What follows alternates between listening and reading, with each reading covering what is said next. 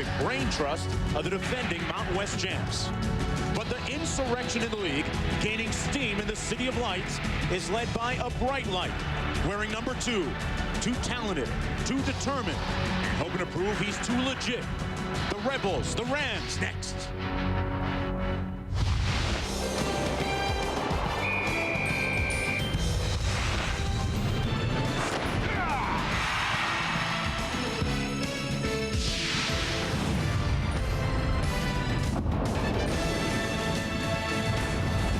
Today in Fort Collins, Colorado, homecoming festivities, a time when alumni from Colorado State from all over the country reunite and reflect on the past, talk about the present, and project into the future and enjoy the homecoming parade. Welcome, everyone, to Hughes Stadium. It's the boys out of the desert from UNLV, the Rebels at 3-2, taking on the 4-1 Colorado State Rams. Knowledge to go places today. A couple teams looking for the wherewithal to get to the football promised land. Hello, everybody. I'm Mark Jones. A couple of years ago, UNLV was everyone's homecoming favorite. 0-11, one of the worst teams in the country, but things are different now. They're led by quarterback Jason Thomas, who Sonny Lubick, the head coach of Colorado State, calls the best quarterback, bar none, in college football. Gino Toretta, high acclaim for a guy who, well, east of the Mississippi, nobody really knows about him.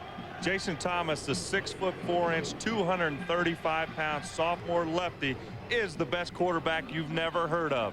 He's single-handedly putting this Rebel program back on the map. They call him the Michael Vick of the West, but John Robinson is going one step further and mentioning him in the same breath as Steve Young. Let's take a look why. He has the big-time arm, but besides the arm, he's got exceptional feet, and he uses his size. Just when you think he's down, he'll break loose. Can't wait to watch him play. Meanwhile, on the other side of the ball for the Rebels, defensively, they lead the Mountain West in scoring. Defense really stingy and staunch, and they're led by another Thomas, no relation, of course, who has some skills of his own. Kevin Thomas, the junior cornerback, he is the real deal. He's playing up to the hype. Preseason All-American. He's very quick. 2 interceptions this season with 12 pass breakups. He could spell trouble for Colorado State and their senior quarterback, Matt Newton, who's been prone to throw the interceptions, already with 9 on the season. Even though he's thrown 9 on the season, UNLV coaches say, hey, they're concerned about his accuracy. 59% completions. He's got a big-time arm, folks. Consistency, the buzzword all week long for Colorado State, especially their offense. Matt Newton leading the way. You know, Colorado State co-champs last year in the Mountain West Conference. Really, Sonny Lubick has built a model here in Fort Collins. And for more, let's go downstairs to Heather Cox. Well, guys, the buzzword in the Mountain West Conference all season long has been parity, yet it is certainly believed that in order to win that conference title, you must first go through Fort Collins, Colorado. And that makes tonight the ideal opportunity for UNLV to prove that it has become the gone from the perennial last place team to a league contender. In just 2 short years, John Robinson has put an end to all major negative streaks that were active when he took over. But there's one more streak that UNLV would love to take care of tonight. CSU has dominated the series. UNLV is looking for its first win over the Rams since 1982. And tonight, the UNLV Rebels have a chance to turn the corner and rewrite yet another page in the history books.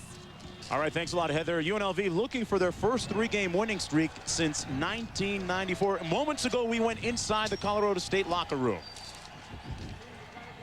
Passion. Remember what we said all day today.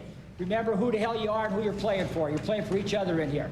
Everybody together, playing for each other. Nobody lets anybody down.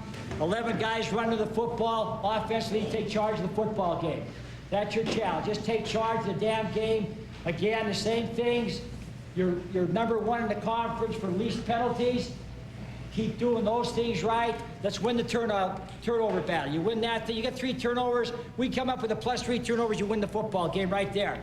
Well, let's go out there, have fun, pursue, no big plays, and just get out.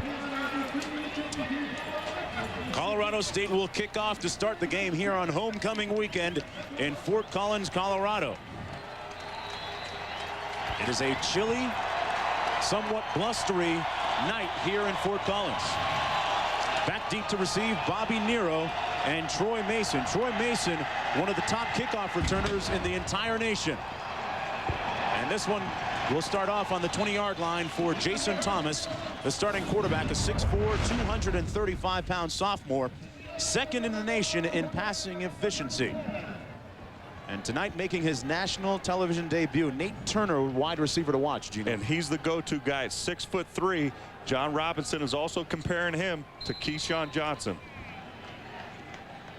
It is first down and 10 for the Rebels from the 20-yard line. They come out in a single back formation. 3 wide receivers. They hand it off to Kevin Brown. And Brown is stopped up right near the line of scrimmage. Might have gotten a yard. Let's take a look at the offensive line for the Rebels. It's one of the reasons why the Rebels are averaging 6.4 yards per play.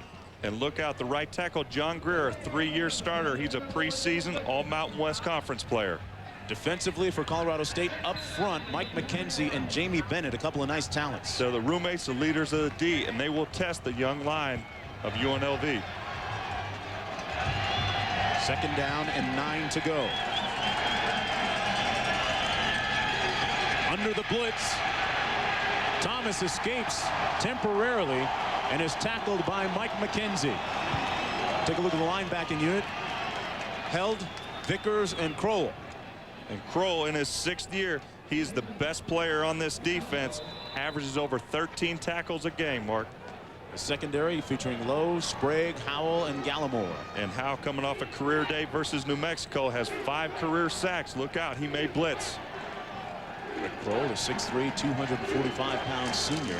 The team's best player at the linebacking position. Third down, 10 to go, just underway here at Hughes Stadium. And we have a timeout down to the field, as John Robinson will talk things over with his starting quarterback. We'll be right back after this. Well, talk to me about change. Okay. Seemed earlier in your career you seemed to struggle with larger bills, 10s, 20s. I just wanted to pour Coors Light. It's never been about the money for me. If someone wants to give me exact change, fine.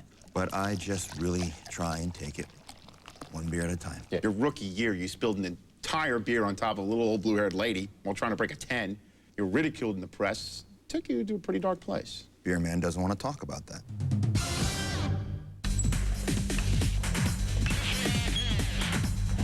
All right, who can solve this? Mr. Montez. Last Saturday in the Army Reserve, I figured out how to link up 23 Bradleys, 40 tanks, 60 Humvees, 4 medevac units, and 7,000 troops on the move. On Monday, class was no sweat. Not bad, Mr. Montez. As little as 1 weekend a month, 2 weeks a year, Army Reserve. Hello, I'm Charles Gaines. When I found out that XO Communications had customer service agents available 24 hours a day, 7 days a week, well, naturally, I felt we should too. Thank you for calling Mega Telco. This is Balcazar, Prince of Misery and Apprentice to Evil. May I help you? It's all about serving you better. They can't. We do. Voice, data, and web for business. XO, not just talk. Question. Can Imodium really change your life? Well, you might still find yourself trapped in the bathroom, pulling into every rest stop, stuck on the sidelines, or having one of those days when you just can't leave the house. Isn't it time to feel like you again? Imodium AD safely, gently relieves diarrhea, often in just 1 dose. Imodium AD. Restore yourself. ESPN2's presentation of college football is brought to you by Imodium AD. Restore yourself. Welcome back to Hughes Stadium. John Robinson in his 2nd year as head coach at UNLV. His team looking for its first 3-game winning streak since 1994, coming out after that timeout. 3rd and long.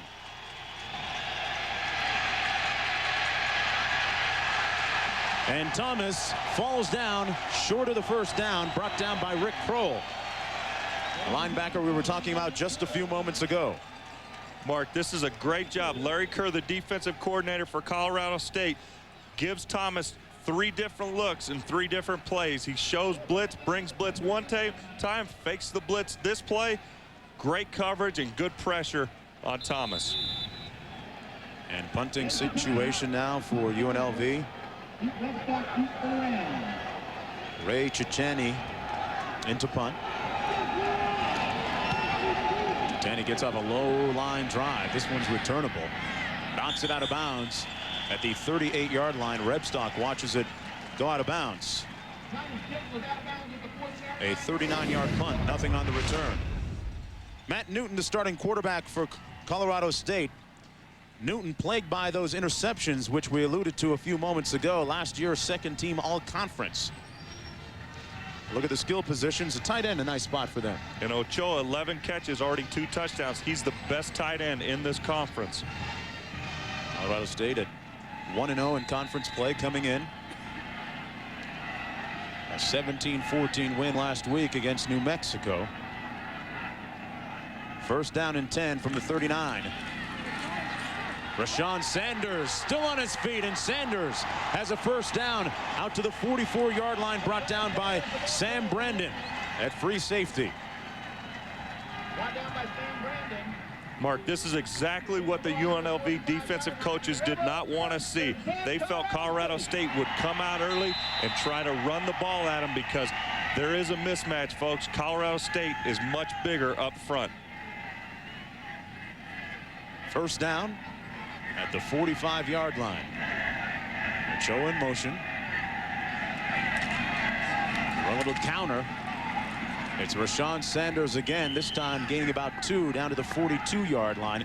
The offensive line, Gino, they do a lot of zone blocking plays. Zone blocking and a very veteran group, but Morgan Pierce making his first career start tonight. Defensively up front for UNLV, the ends rotate in a lot of guys. And we talked about the size. Ahmad Miller and Anthony Suggs, they're undersized. They need to plug up the middle versus the run. We alluded to the size differential, and it is very significant. 311 to 265. But can they make it work in their advantage? That's one of the questions. On the swing pass, and a great hit that time for a loss on the play. Number 47, Palapoi, came in and made a nice hit right at midfield for a loss. Look at the linebackers. Claridge, a true freshman making his first career start. Colorado State may test him tonight. Kellen Wilson joined him, and Sam Brandon, one of the guys to watch. He makes the calls back there from his spot. Mark, and he's a converted wide receiver, just converted this spring, so hopefully he won't make any mistakes tonight in audible and checking the coverage tonight. And 28, Kevin Thomas, we talked about him in our open. 5 picks a year ago. Off to a good start again this year. Third down and long for Newton on the slant. Complete. And brought down near the first down marker by Sam Brandon. Gain of 14, about a yard shy of the first down. Nice catch that time by Kapari. UNLV brings pressure at Newton, able to find Joey Kapari just on a little inside slant route, and Kapari just short. Looks like he's just short of the first down, Mark. Newton's still in the game, so apparently Sonny Lubbock's going to go for it. 4th down and 1. Hey, it's homecoming weekend. Alumni got to see that, right? Steve Fairchild, the offensive coordinator, said, hey, Sonny's been very good to us, letting us go for a lot of 4th down conversions this season. Well, they're off the script now. They script the first 12 plays, and that one might not have been in the original script, but Newton keeps it for the first down, plowing his way down to the 33-yard line over the right side. Claridge making the stop for the Rebels. Mark, we talked about Colorado State averaging almost 50 pounds more per lineman on UNLV. That's where size matters, where you only need an inch to get the first down. They're going to get that every time. Nose of the ball at the 33. The Rams on their first offensive possession of the ball game. Wolstenhume in motion. The toss to Sanders. Breaks the tackle. Rashawn Sanders gains about 8 down to the 25-yard line. Steve Newton, the defensive end, making the stop for UNLV. Sanders, an interesting story. His high school in San Diego had just 500 students, but he's got big-time talent nonetheless. Averaging almost 5 yards a carry. He's got 3 starts. Had a groin injury during the week, but he's got great vision running with the football. Sanders out of San Diego, California, backup to Kevin McDougal last year. Didn't get that many opportunities, but made the most of the ones that he did get. Rebstock in motion on 2nd down and 2. Newton, slick and slippery and sliding for the 1st down at the 20-yard line, and they move the chains. John Robinson's defense, meanwhile, quick, but like we pointed out, not that big. 2nd season, 6-10 record. Took them a long time to win 6 games before he got there. Under 9 minutes to play in the 1st quarter. Colorado State driving.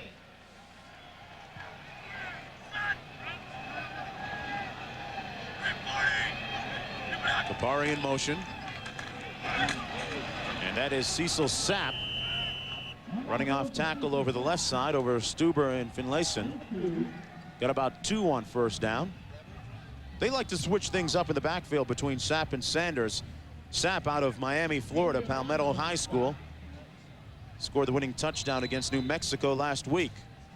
And you know, Mark and Gino, I talked to defensive coordinator for UNLV, Mike Bradison, right before the game, and he said, we have got to stop the run more often than we do against regular teams because everybody against us wants to keep Jason Thomas off the field, so they try and burn the clock by running. Yeah, good point, Heather. Ball control, one of the key elements and factors in today's game. Newton, flag down at the 28-yard line, and he fires incomplete. Newton got rid of that one under heavy pressure. Matt Newton's pass intended for Cecil. This one will be against the Rams. And Mark, these are the situations the UNLV defense needs. They need to put Colorado State in 2nd and long and 3rd and long situations. Because if they're oversized, short yardage, Colorado State should get it. Here's the hole right in the middle of your screen. That's Palapawai. We talked about the oversized, but Palapawai's got great quickness on the outside. We may see more of that tonight. Not very big up front is UNLV. 275, 295, 260, and 230 across the front. You gotta come over.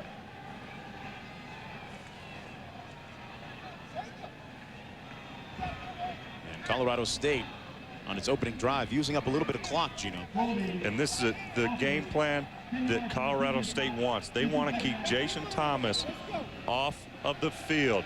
And why do they want to keep him off of the field? Because this kid is a playmaker. He may only make 3 plays against you, but one of those 3 plays could be the difference in the ball game. And you can't doubt this kid because he's done it all season long. All you have to do is ask Air Force and BYU. They felt his sting a few weeks ago. 2nd down and long, 18 to go.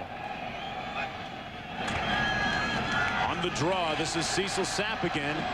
Sapp broke 1 tackle, made his way down to the 22-yard line, where he was tackled by Claridge, the freshman middle linebacker, filling in for James Sunia. Claridge is there you see Sapp's averages, 5.4 yards a carry. You talked about the interchangeability of these running backs. The size of the front for Colorado State makes all these running backs that much better. They're all averaging almost 5 yards a carry. Last week, Gino, their running game was anemic. They ran it 34 times against New Mexico for a total of just 39 yards, and that's not going to get you much ball control, but that's one of their tasks today. We're going to take a timeout and be right back after this. Introducing the new Insider Pizza from Pizza Hut. It's like a pizza inside a pizza. You get more cheese, more crust, and it's packed inside an already outrageous pizza. It's one thin crust piled with 6 cheeses, then sealed with another thin crust and even more cheese. Oh, yeah! So how do we get it all in? Hey, we're Pizza Hut. We put cheese in places you've never dreamed of. Just $9.99. $9.99? That's not inside. That's insane. The Insider Pizza from Pizza Hut. Another one of the best pizzas under one roof.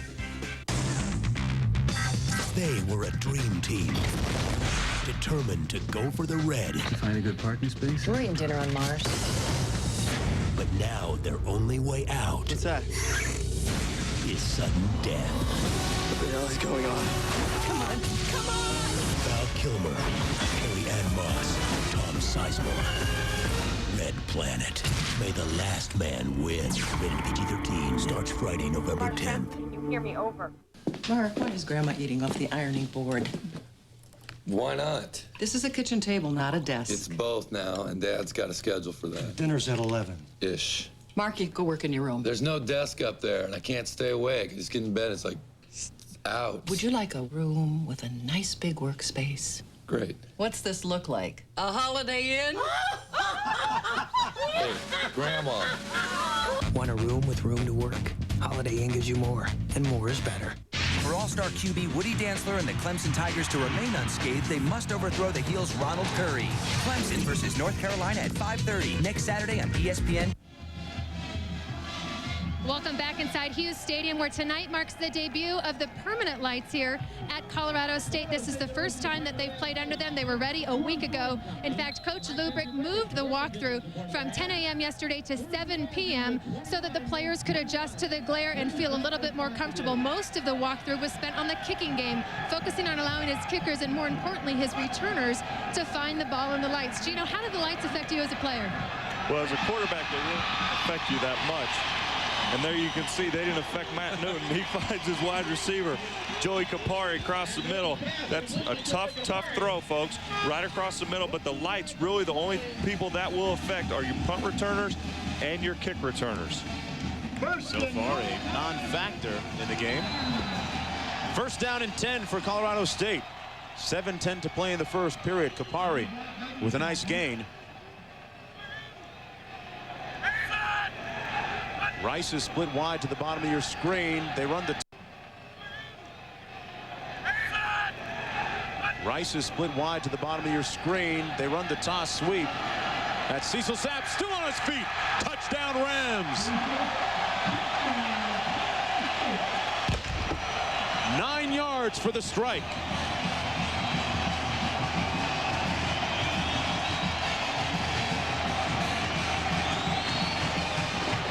Mark, what happens when you have speed but not size on defense? It makes you vulnerable to the cutback. And Sapp, he sees it, breaks one tackle, cuts back, finds a hole. That's a super job. Great vision and great balance in the hole after contact. Yeah, Gino, and that run is so typical of Cecil Sapp. He is prone to breaking more tackles than Rashawn Sanders, which gives them a nice mix between the two. The extra point is good from C.W. Hurst. And on homecoming weekend here in Fort Collins, Cecil with a little diesel in his tank as the home crew leads 7-0 when we come back.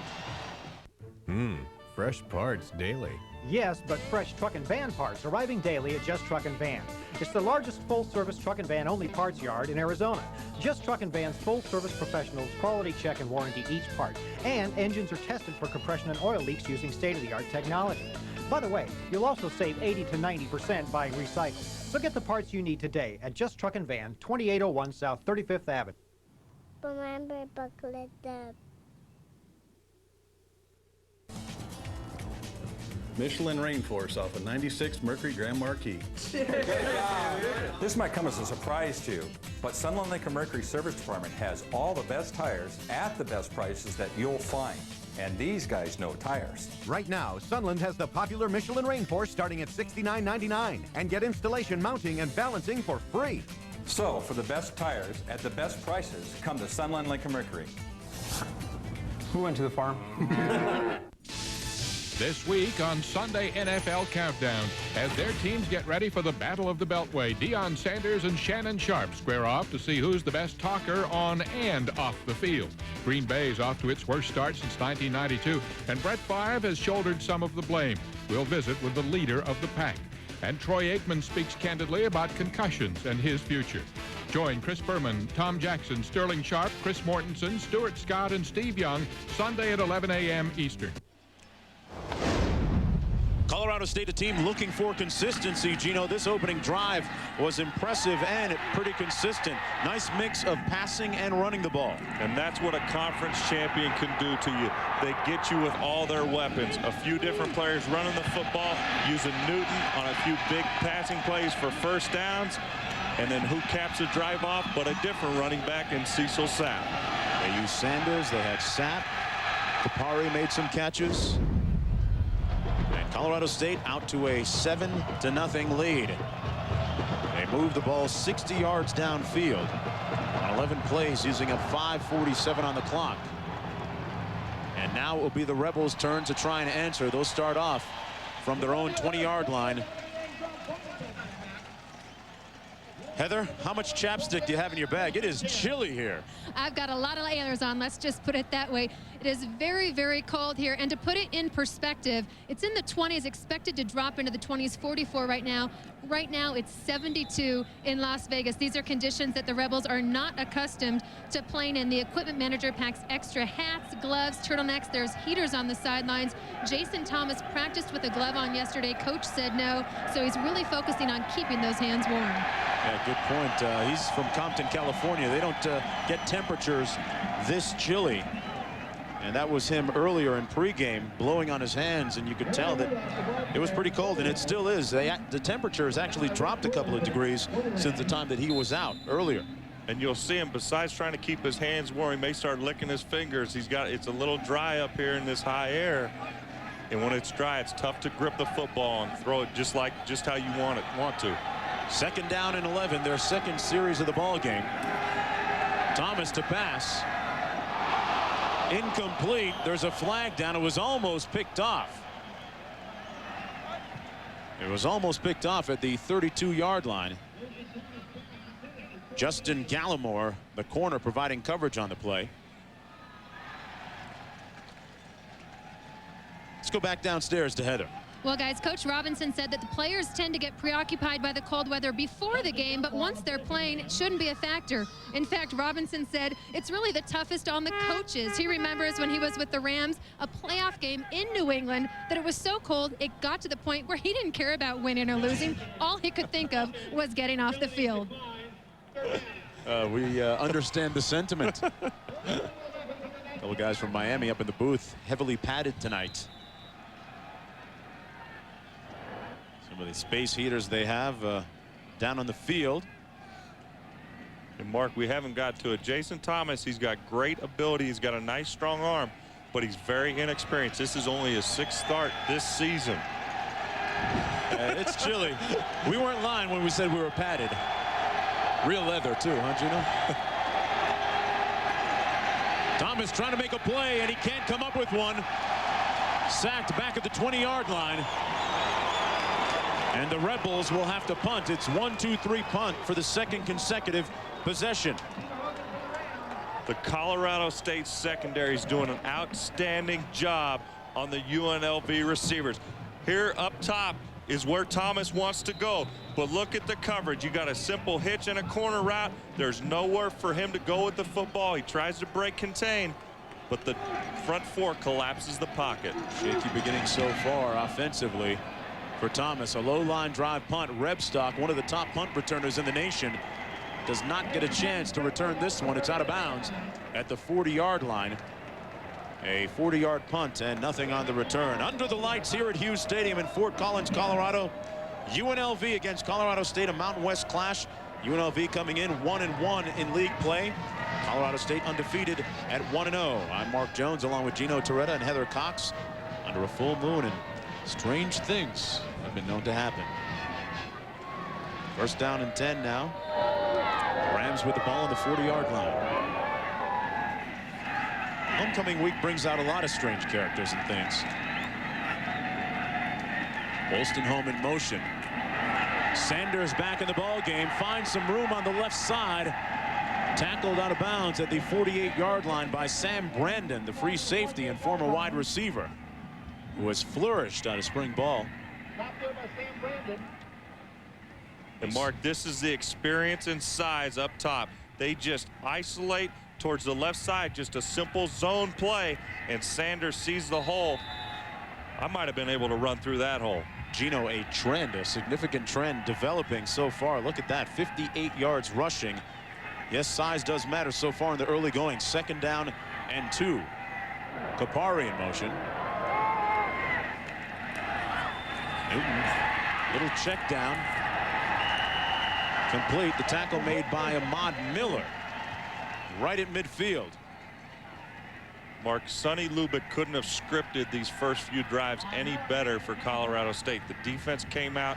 They shut down Thomas, didn't give him anywhere to run with the ball when his receivers were covered. And offensively, they're having a field day being able to hand off and outsizing UNLV. Very methodical with the ball so far, Colorado State is. 5 first downs, and for UNLV it has been 3 and punt both possessions. Here they go again. Sanders this time hit by number 44, Ahmad Miller, the 6'4 junior. Hey folks, don't forget NFL Sunday Night Football on ESPN next week at 8:30 Eastern. The matchup of quarterback from the class of '99, Dante Culpepper, and the first place Minnesota Vikings head to the Windy City to battle Cade McNown and the Chicago Bears. Coverage begins 7:30 with prime time. And then Monday Night Football on ABC. It's Jacksonville against Tennessee. Mark Brunell and the Jags struggling right now. Meanwhile, Sanders, 5 rushes, a total of 36 yards. That one incomplete at the 45-yard line. Intended for the game breaker, Frank Rice. And UNLV has to put pressure on Newton there. They get to him just after he releases the football. But at the end of the play, you saw the receiver. He was looking at his gloves. What happens when the weather is this cold, the ball gets very, very hard. And Gino, I would think those hits add up too after a while. Especially in the cold. They sting. That was the first incompletion for Newton tonight. 3rd down and long, 8 to go. Completes it to his tight end. It's short of the first down. Ochoa brought down to the 48-yard line by Burkell. And it's 4th down. The Rams will punt. And Mark, finally a good job by the UNLV defense. Mike Bradison, the defensive coordinator, obviously made some adjustments those first couple drives, able to get Colorado State in that 3rd and long situation. They're not accustomed to being in that situation. They don't have a lot of plays to pick up the first down there. High snap. Huber gets off the punt. And this one's out of bounds inside the 20-yard line. Jason Thomas coming back onto the field. The quarterback, Gino, under pressure, unsuccessful in the first 2 drives. It doesn't matter how talented you are, folks. When you don't have time to throw the football, you're not going to have completions or first downs. What do they do now to get him settled in a little bit? How do they get him on track? Give him a little rhythm. Well, what I like, I mean, this is a big game, probably the biggest for all of these UNLV teams. So what I would say is maybe throw a screen pass, get a couple completions, a simple hits, just easy completions that you know you can throw the ball as hard as you can. You know you're going to be on target. See what they do. This is their 3rd possession. 1st down and 10, starting a little deeper this time, back at the 13. Rams come with a blitz. They catch him in a run, and it's Kevin Brown for the first down out to the 28-yard line. Kevin Brown, the 6'2 senior, brought down by Aaron Sprague, the strong safety. Brown, the transfer out of Washington State. And Mark, what you don't see is Jason Thomas changes the play. There's the block on the counter by the guard, number 70 to the tackle, number 72, John Greer, and Kevin Brown able to see the hole, get up the crease, and pick up some big yards. But it all started with the audible by Jason Thomas. So obviously remaining and retaining his composure. Hands it off this time, a little counter. Nice run over the other side, the right side. Brown once again. Got about 5 on the play, brought down by David Vickers. Brown, the former running back from Washington State, came into the game averaging a little over 5 yards per carry. And last week scored on a 1-yard touchdown run. And if he gets open, look out, Mark, because he's 6'2", 225 pounds, and he has the speed to back up that size. 2nd down and 4 for the Rebels.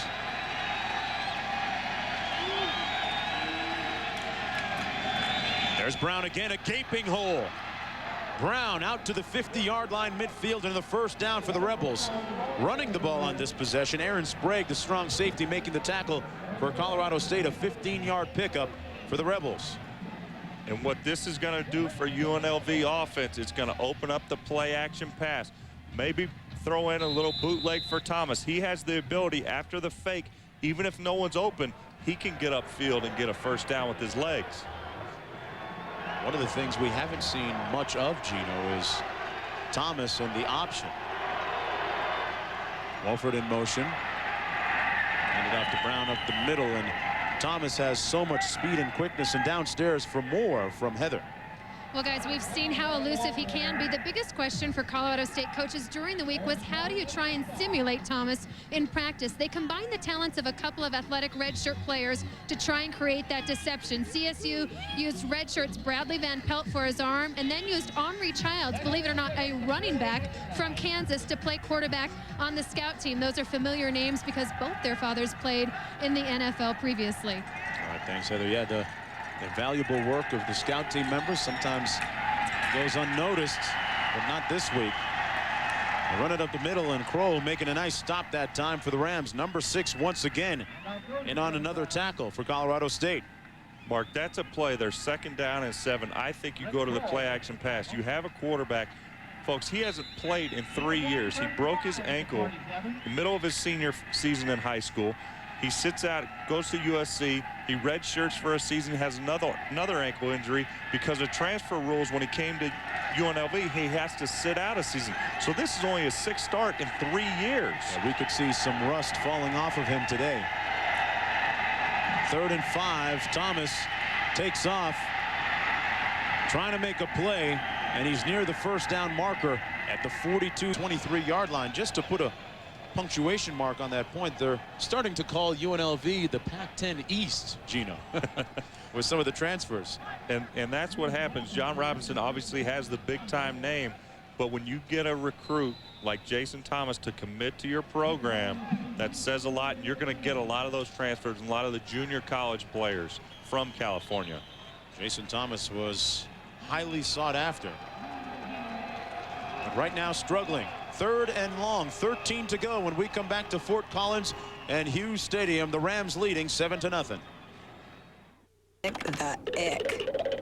Introducing new advanced cleaning from Crest. The best Crest ever at repelling stains, tartar buildup, and that filmy feeling so your teeth feel cleaner all day long. Advanced cleaning, new from Crest.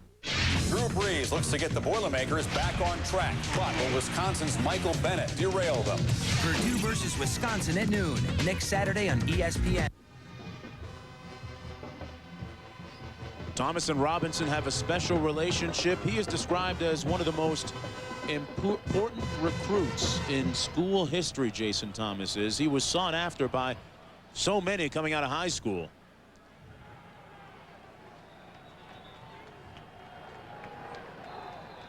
Thomas leads the Mountain West Conference in 5 different offensive categories. But today, 0 of 4 passing, and 0 of 4 this team is on 3rd down conversions. 3rd and long. Has a man. And he's on track. Touchdown Rebels. Troy Mason on the other end. That was a screen pass, right, Mark, to get his confidence. He got it back in a hurry. Troy Mason, the wide receiver, does a great job. What you don't see, he sells the post route, and Thomas has the time to sit in the pocket. There's no pressure, and look at the arm. Just a perfect pass right over the defender, but firm enough to get there before the safety gets over. And we are now tied, Gino, at Hughes Stadium. He chose UNLV over several other big-time schools. Why? Well, we'll let him tell you. He is the only role. I mean, it didn't matter what their record was. I didn't even know they were on 11 until I decided to go there already. You know, so I mean, Coach Rob is the only reason that I'm here. You know, and I just wanted to play for him my whole career, and now I'm getting a chance to, and I'm having a great time doing it. Coach Robinson has a very special relationship with the mother and the family of Jason Thomas. And Thomas's family all moved to Vegas as soon as Jason committed and decided to go to school there. He made sure to tell me yesterday that it was his mother's birthday on Thursday and to wish her a happy birthday. So happy birthday, Mom. He didn't guarantee a win with that too, did he? No, he didn't. No. Well, Mom, this one's for you. Happy birthday. Troy Mason contributing as well.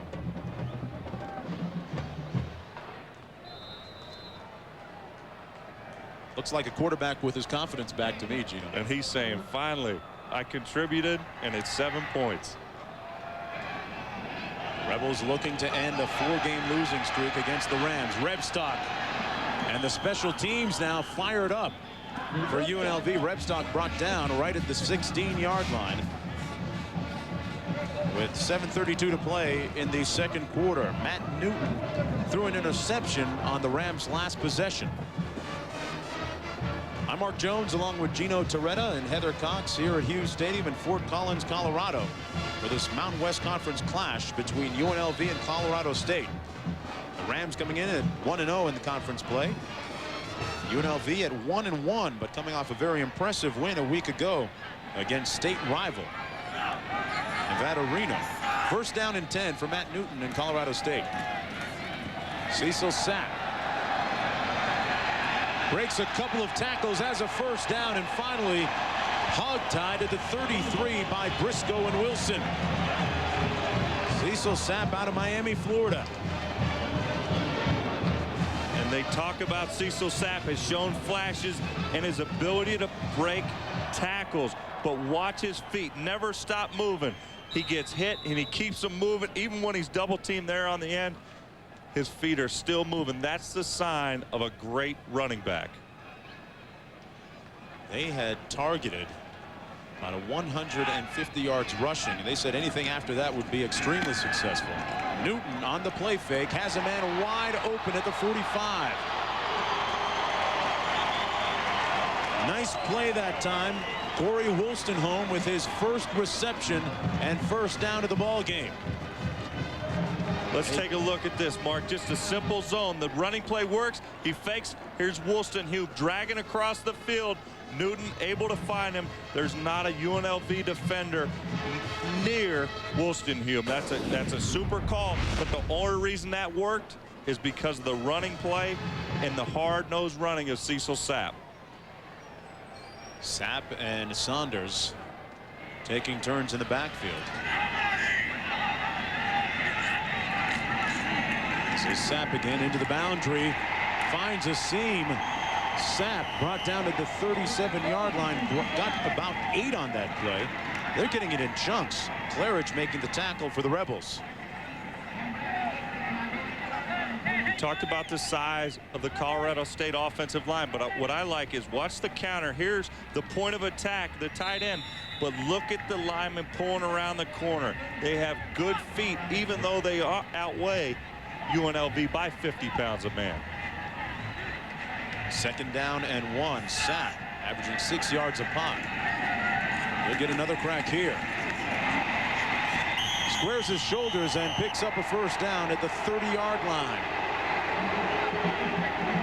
The Rams fans wanted a late hit. Brandon came up and pushed him out of bounds.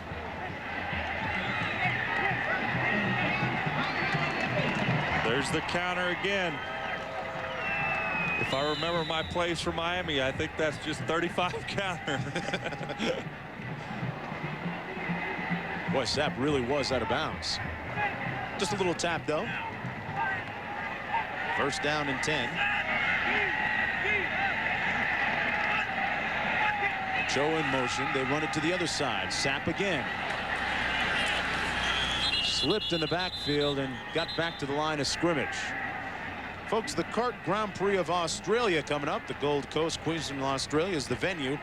This is the second to last race of the kart season, and Gil DeFerrin is the current points leader through 17 races. Catch racing action tonight, beginning at midnight Eastern Time, 9 p.m. Pacific. And for more, log on to ESPN.com. Under a full moon at Hughes Stadium on homecoming weekend here in Fort Collins, Colorado. I'm Mark Jones along with Gino Torretta and Heather Cox. We're tied at 7 apiece. Saunders back in the game. Rashawn Sanders got down to the 27-yard line. Again, running between the tackles successfully. And what does it take to have a great running game? It takes a successful offensive line. Look at the hole there. That's just a nice counter block by Lancaster pulling around the corner. And Sanders, he comes in. He's got fresh legs after Sapp is powerful on a few runs. And Sanders able to come in with fresh legs and pick up a good yardage on that play. One of the Ram objectives was to establish some consistency on the line into the running game. And so far, you'd have to say they've done that. 3rd down and 8. Ochoa in motion. Rebels come with a blitz. Intended for Rebstock, and it's incomplete. At the 1-yard line, broken up by Randy Black, the strong safety right there. And Mark, that's another throw that Sonny Lubick does not want to see Matt Newton throw. Colorado State tries to run a wheel route. Well, UNLV defense doesn't bite, and Newton just throws the ball up for grabs, and Black able to come up over from a strong safety position, and Newton very lucky that that ball wasn't picked off. And now in to attempt a field goal is C.W. Hurst. He has a long of 36 and had 1 block this year. He is 3 of 5 on the season, and this one is right down Main Street.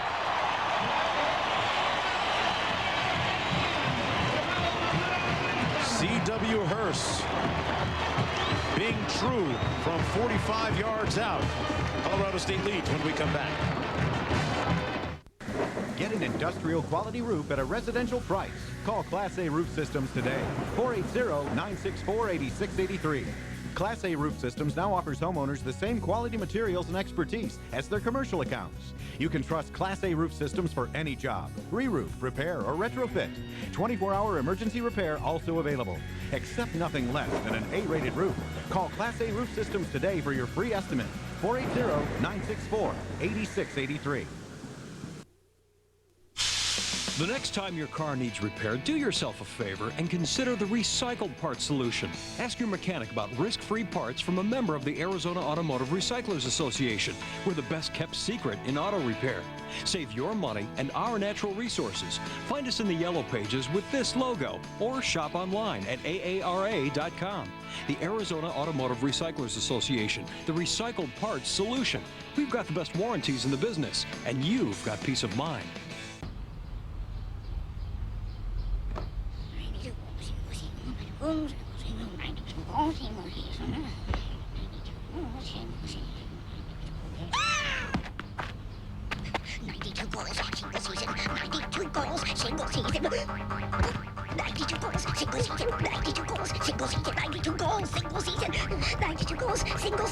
ESPN's 2-Minute Drill, the ultimate sports quiz show. Mondays and Thursdays at 7.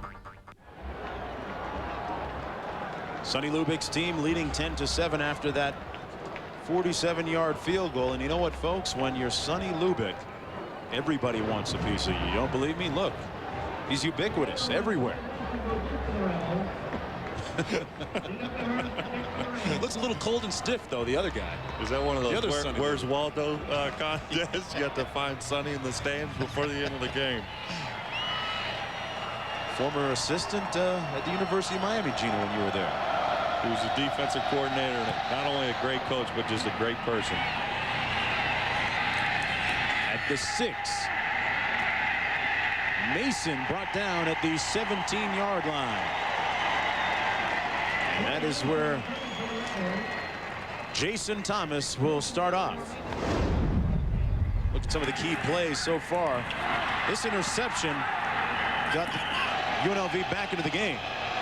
And then Thomas able to convert, hitting his wide receiver on the post corner.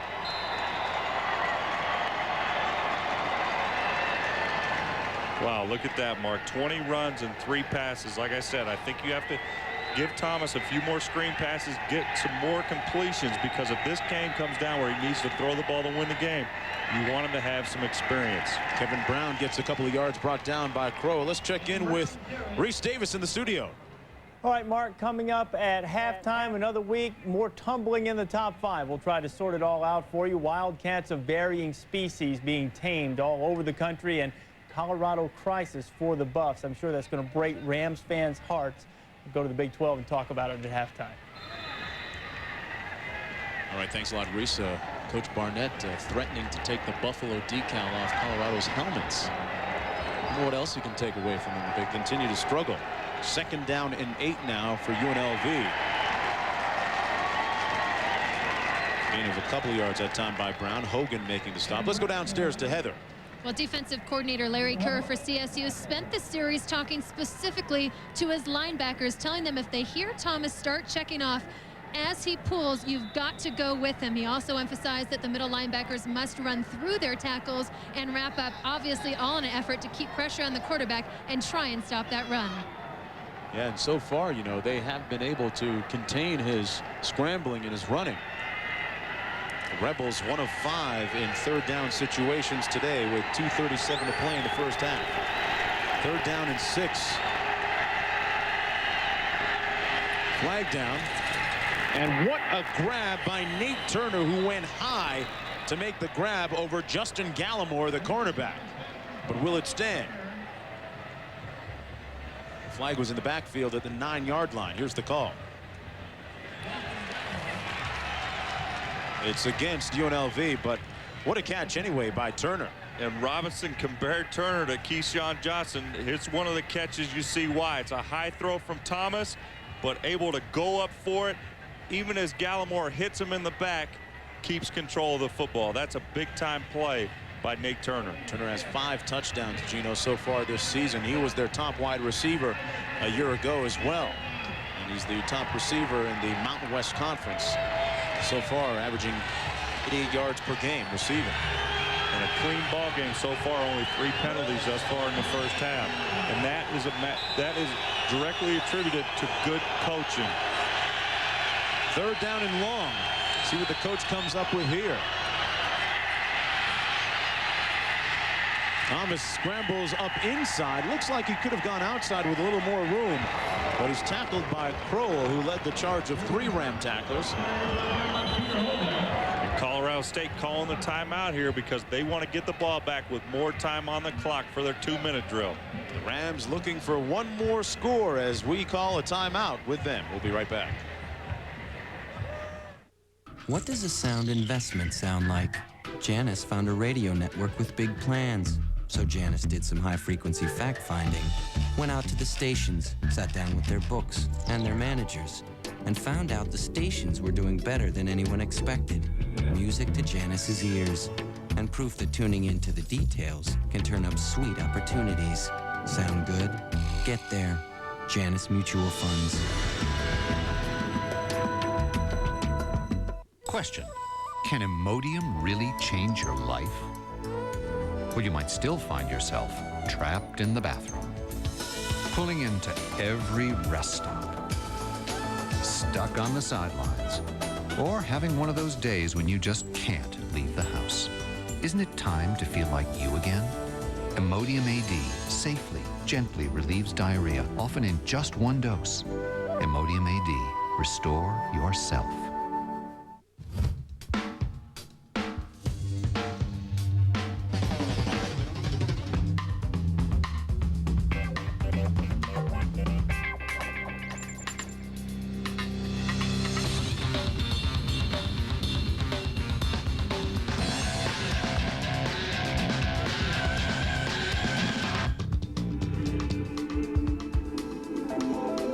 Excite your senses.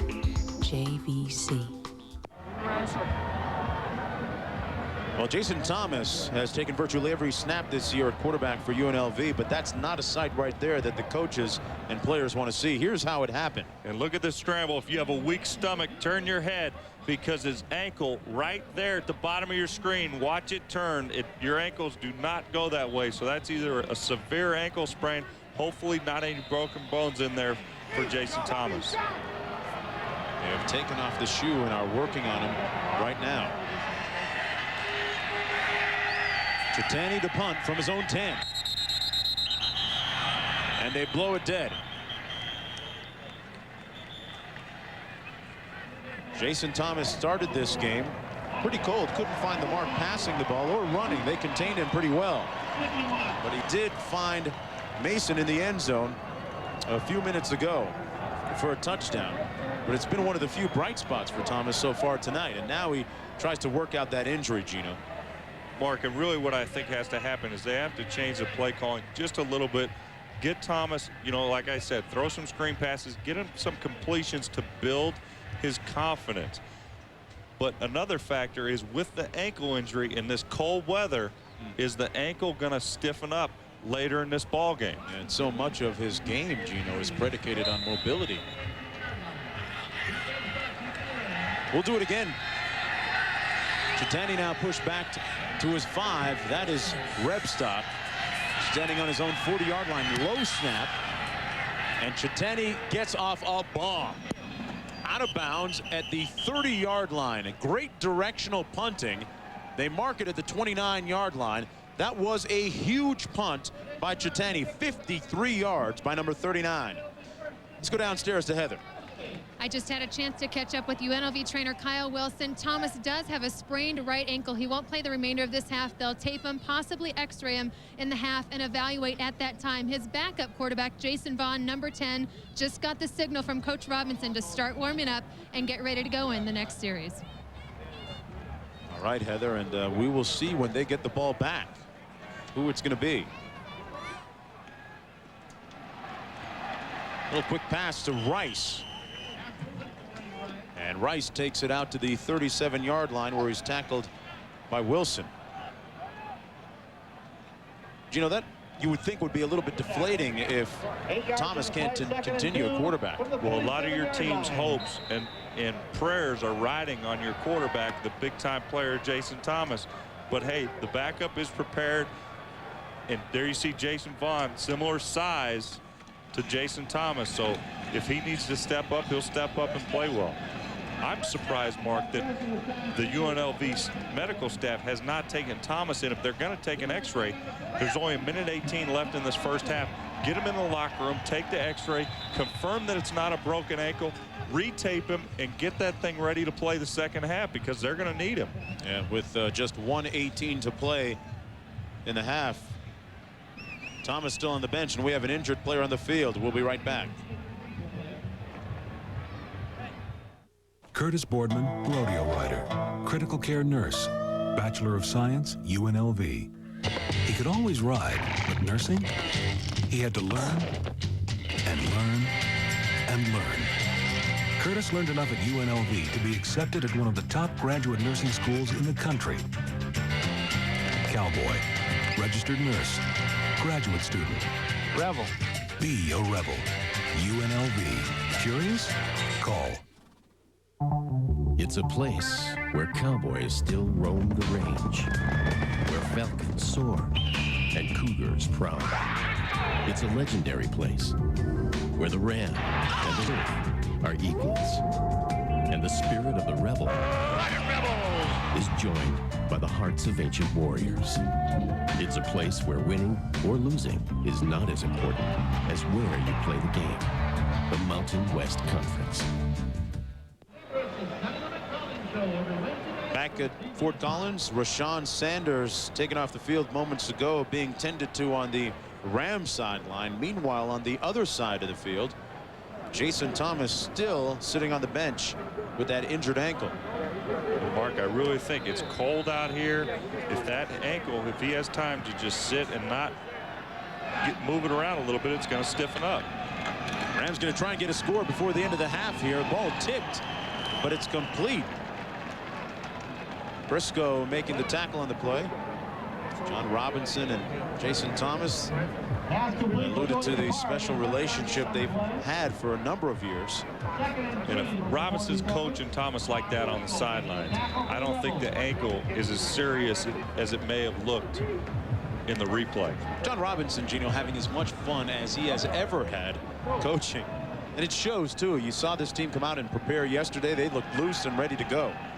2nd down and 3. Play fake. Newton downtown.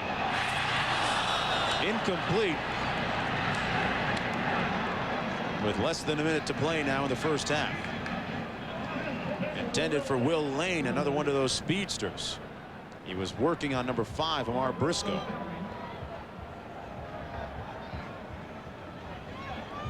And now Thomas will make his way into the locker room to be tended to. And so is Saunders on the other side of the field. Not a good sign, Gino, the way that Thomas was running into the locker room, or operatively limping into the locker room right there. Colorado State 2 of 5 in third down conversions.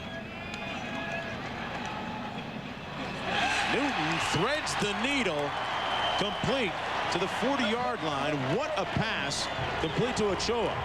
But that was a great throw by Newton. We talked about his accuracy. Here he is. He drops back to play action. His flat route's covered, but what an over-the-shoulder throw by Matt Newton, and the tight end makes a super catch. Ochoa, he is definitely the best tight end we've seen in this Mountain West Conference this season. Good size, Gino, at 255, and seems to run pretty well as well. And with that right there, he showed he can catch the ball real well.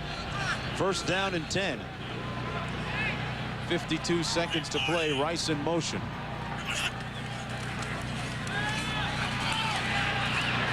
Newton going through his entire progression that time, Gino.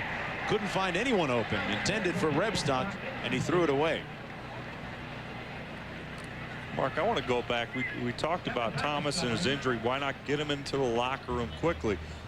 There was only a minute taken off of the clock, but it must have been 5 or so minutes that he was on the sidelines, letting that ankle probably swell up, and we saw his jog into the locker room. He's obviously hurt significantly in that ankle, so why not get him in the locker room as fast as possible? If he's going to come back out and play, get him ready to play. Do whatever you have to do to get him back on the field. And you did say it was cold, and there's the proof. And the mercury falling as we speak. Newton to pass. And almost picked off. That should have been picked off by Briscoe. A carelessly thrown ball by the quarterback, Newton. Mark, Matt Newton's only thrown 1 interception today, but he's had 2 more dropped by the UNLV secondary. Amar Briscoe does a great job of breaking on the ball. His wide receiver for Colorado State runs a simple comeback route. Briscoe able to lower his hips and drive on the football, and he jumped right in front of the receiver. If he catches that, he's going to pick up some good return yards after the catch. Gino Briscoe, a 6th-year player, broke his wrist and had knee surgery among the injuries he suffered. Started 3 years ago. Third down and 10 for Newton and the Ram offense. The draw to Sapp. And Sapp is tackled at the 35-yard line, about 5 short of the first down. Claridge making the stop. 29 seconds to play. The Rams have to be curators of clock at this point. And Mark, what we may see is Colorado State let the clock run down, call their timeout, and put their field goal kicker on the field and attempt the field goal, because if he misses, hey, the clock runs out and they go into the locker room with a 10-7 lead. And that is the plan, Gino, for Sonny Lubick. As they stop the clock with 2 seconds to go in the first half, C.W. Hurst will get ready to kick this one through. And from his last attempt, he definitely had enough leg from this distance after his last field goal. Yeah, set a season long of 45 yards.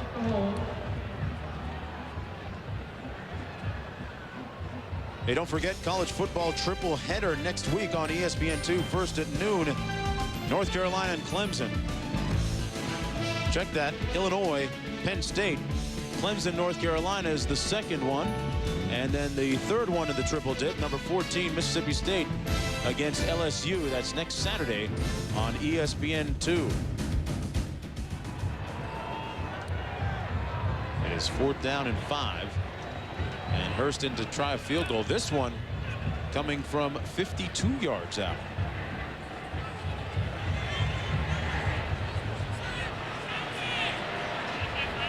Hurst kicked a 21-yarder last week, which proved to be the winning margin against New Mexico.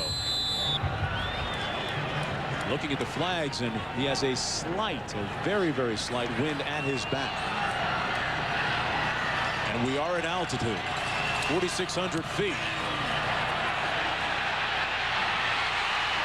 Wide right, a very popular refrain this year in college football. So the first 30 minutes of football in the books on homecoming weekend in Fort Collins. 10-7 at halftime right now. Performers of the day, you saw Drew Brees, great outing. Rex Grossman, 5 first-half touchdown passes for the Gators against Florida. Joey Harrington keeping his team unbeaten in Pac-10 play. And Ron Johnson really tore up Nate Clements of Ohio State, 163 receiving yards. Josh Heupel, boy, tough to get any better than what he did against that Kansas State defense, 374 yards through the air and 3 touchdowns. Jason Thomas would like to be able to add his name to that illustrious list if he can come up with a big second half. Coming back after this. Tomorrow on the WB, it's an all-new highlight. It's Nikki Cox in the new series, Nikki. You're standing directly between me and my husband. And if you don't move, I swear I will have sex right through you. But before Nikki, brace yourself for the big-ass comedy of the new sketch series, Hype. Who wants a piece of this? Hype, followed by Nikki, part of the WB's Hype Night. It all starts tomorrow at 6 on WB 61 and Cox Cable 6. On November 4th, you will have a new appreciation for bumper-to-bumper traffic. NASCAR weekend returns to Phoenix International Raceway, November 2nd through the 5th. The Outback Steakhouse 200 Busch Series race. For tickets, call 602-252-2227.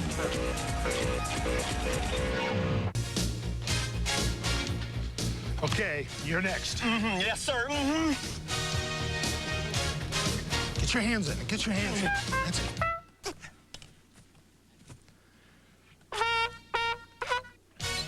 We're gonna fight, fight, fight all day and night.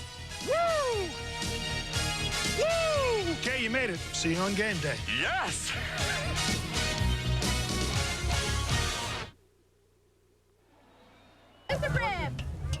Yeah, it's homecoming weekend here in Fort Collins, Colorado. That means they bring out the large rack of ribs. Order me up some. Put a little barbecue sauce on that. 10-7 at halftime. Colorado State leading UNLV. Mark Jones along with Gino Torretta. Heather Cox down on the sidelines. Gino, one of the big questions coming in was if UNLV could play at a championship level. I don't think they'll be able to if they don't have their quarterback for the second half. They need Jason Thomas to come back healthy. I'm sure they're going to come. They're going to x-ray him at halftime, but take a look at the end of the scramble. His ankle just gets caught up underneath him. It's a bad sprain. Hopefully the x-rays were negative at halftime, Mark. Heather Cox will have a report for us shortly. And well, actually, that's now. Let's go down to Heather. I had a chance to talk to Coach Robinson and the training staff for UNLV. Jason Thomas will not play in the second half. He will stay in the locker room. They'll try and reevaluate, continue to evaluate the extent of the injury. Jason Vaughn will start at quarterback. They won't change the cover 2 passing game they've been using throughout the game, but what they will do is emphasize the run a little bit more and hope that Vaughn hits the key passes when he can. Back up to you guys in the booth. All right, Heather. So huge news out of the locker room at halftime. Rebstock to begin the third period for Colorado State. A nice return, and it's on the ground, and the Rebels recover it. UNLV comes up with the second turnover of the ball game, and they will start off on the Ram 34-yard line. A huge break to begin the second half. How many times do we see this? We see great players given second effort, and Rebstock does that and just gets the ball knocked out as he's going for the second effort. And UNLV comes up with a big play on special teams with the turnover. So here's a look at the other Jason Vaughn, a 6'4", 210-pound senior. He led the team to all 3 wins a year ago when they finished 3-8 before the days of Jason Thomas. First down and 10 from the 34. A little counter play. That's Rudolph, who has a nice gain over the left side. Gino, let's revisit some of the themes to start this game. And we talked about controlling the ball. Colorado State controlled the ball, had the edge in special teams. No doubting Thomas. Well, there's going to be no doubting Jason Vaughn, because he's going to be the guy that UNLV can't doubt in the second half because of the ankle injury to Thomas. Vaughn with his 4th team in 5 years. Second down and 2. He is well traveled. Backs out of the eye on second down. It's the first man through, number 33, James Wofford. on his first carry near the first down at the 21-yard line. Smith making the stop. But look at the first half statistics. The one turnover was that interception by Colorado State that led to a UNLV score. But UNLV defense does a great job. Bend, don't break. They bend, only gave up 10 points in the first half. And don't forget, they haven't given up a touchdown the second half the last 4 games, Mark. It could be up to the defense then to win it for them with Thomas out of the ball game. Vaughn to pass. Rudolph still on his feet. That is the picture of second effort down to the 15-yard line. Picked up about 5. Brought down by David Vickers. Watch the effort by Jeremy Rudolph. Jason Vaughn comes back, checks down to his running back. There's one tackle. He makes the best defender on Colorado State miss. Kroll breaks 3, 4, 5 tackles there. That's a super play by Jeremy Rudolph, the senior running back from Apopka, Florida. Second down and 5. He's the lone back. 3 receivers out in this formation.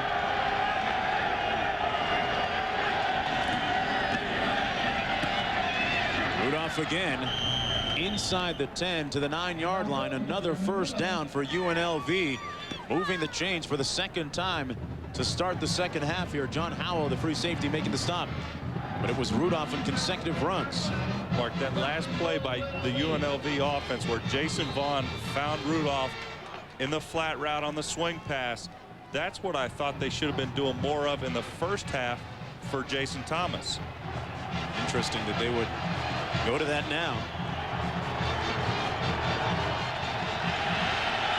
First down and goal from just inside the 10-yard line. Rudolph again. Nice cutback inside down to the 5-yard line. McKenzie in on that stop, along with Bennett. And Rudolph doing a great job with extra effort, but this little extra motion at the end of the play with the throw, that should have been a 15-yard penalty, Mark. I think the officials missed that call right there. Looked like the gesture to me. Supposed to be. It was unsportsmanlike, rule for not doing that motion. Second down and goal. Wolford in motion. Little play fake.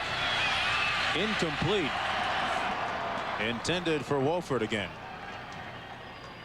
And it'll be third down and goal. So Jason Vaughn not timid, throwing and slinging it early here. There's the play action fake, and it works. It holds the linebackers, but Doug Held actually does a pretty good job of covering the fullback James Wolford in the flat. Third down and goal. The ball at the 5-yard line. Nero split wide to the top of your screen. Turner, the most dangerous receiver, in the slot to the top of your screen. Rams show a blitz, and the Rebels make them pay. Touchdown, Rudolph.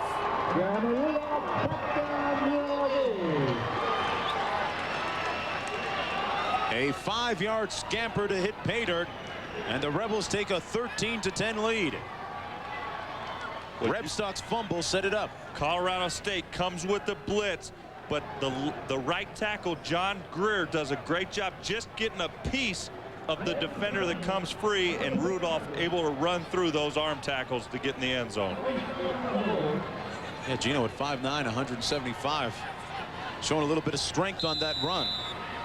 Now I see why he originally signed with Florida State. He was a top 5 running back coming out of high school, but went and played pro baseball for 2 seasons. And a miss extra point that time by Chitani. That's been a sore point for them this year. One more look at Rudolph and the subsequent reaction. Not a good one. We'll be right back. Well, that last drive started with the Pete Rebstock fumble. UNLV taking over on the Colorado State 34, and it was all Rudolph all day, every day after that, Gino. He did a good job with the extra effort on the swing pass, and there you see runs through the arm tackles of the Colorado State defense when they blitzed. Rudolph was 4 for 23 running the ball on that drive. Chetani's kick goes to Rebstock, and this time he'll take the knee. They'll start on the 20. Let's go back to Reese in the studio with a Pac-10 update. All right, Mark, Washington State and Arizona, that vaunted Cat defense, it allowed just 5 touchdowns in 5 games coming in. It's 13-7 Wazoo. Jason Gesser up top to Nakoa McElrath. Gesser's 3rd touchdown pass of the night, and the Cougars on top at Arizona, 19-7. All right, thanks, Reese. Arizona team we saw early, Gino, play Utah in the first game of the season. And, boy, they won, but they struggled. It wasn't pretty. They've come away since. They must have really put it together to be ranked 22 in the country. On the toss, this is Sanders back in the ball game. And he is brought down at the 25-yard line. Speaking of Washington State, Gino, Coach Lee went there. There's Coach Lee, the secondary coach from Colorado State.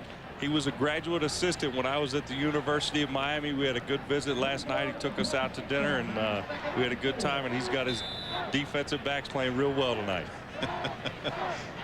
Hopefully that's all the love he wanted. Coach Lee coaching a very talented group this year. 2nd down and 4 for the Rams. UNLV with its first lead of the ball game. Sanders back in. Down to the 29-yard line. It'll set up a 3rd down and short. Stopped up by Claridge and Brickell. Check that.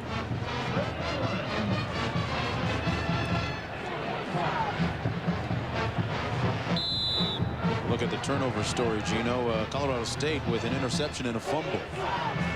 And UNLV, all of their points coming off the turnovers. And that's what Sonny Lubick said in his pregame speech. Hey, we have to win the turnover battle. They have not done a good job of that this season. 3rd down and 1. Oh, it's going to be close. Not sure that Sanders got there.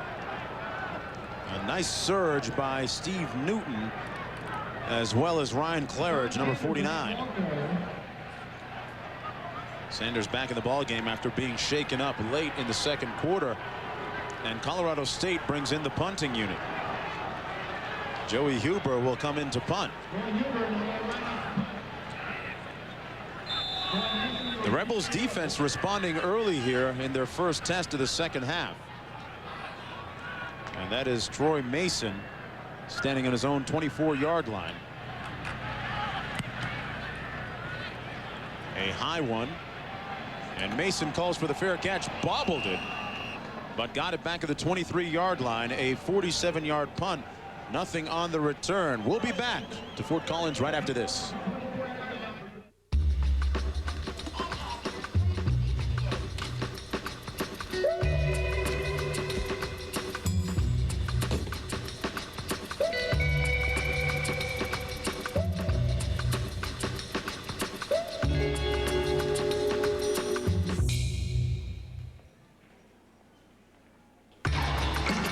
Your tools and your toys, all in one carry-on. The new Vio SR. Bio. Here I am, baby, crisp, juicy chicken just for you. Decked out in tomato and lettuce, I'm KFC's Twister, and I'm new.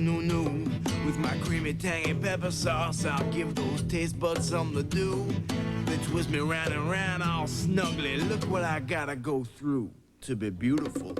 Oh, now here I come, baby, with wedges and drink, just $2.99. Straight from KFC to you. Now, how good is that?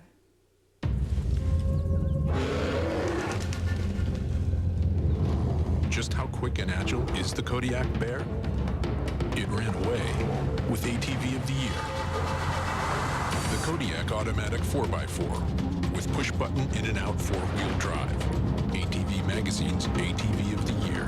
Now get low payments on every Yamaha ATV, starting at just $69 a month with 0 down during Yamaha All-Terrain Value Days. For All-Star QB Woody Dantzler and the Clemson Tigers to remain unscathed, they must overthrow the Heels' Ronald Curry. Clemson versus North Carolina at 5:30 next Saturday on ESPN2.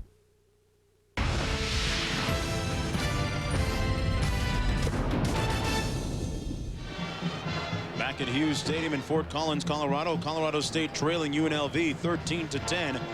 I'm I'm Mark Jones along with Gino Torretta and Heather Cox down on the sidelines under the lights here on a rare occasion at Fort Collins. And one of the stories of the game has been the weather and the plunging mercury. It started off at 44 degrees at kickoff, and we're now down to 39.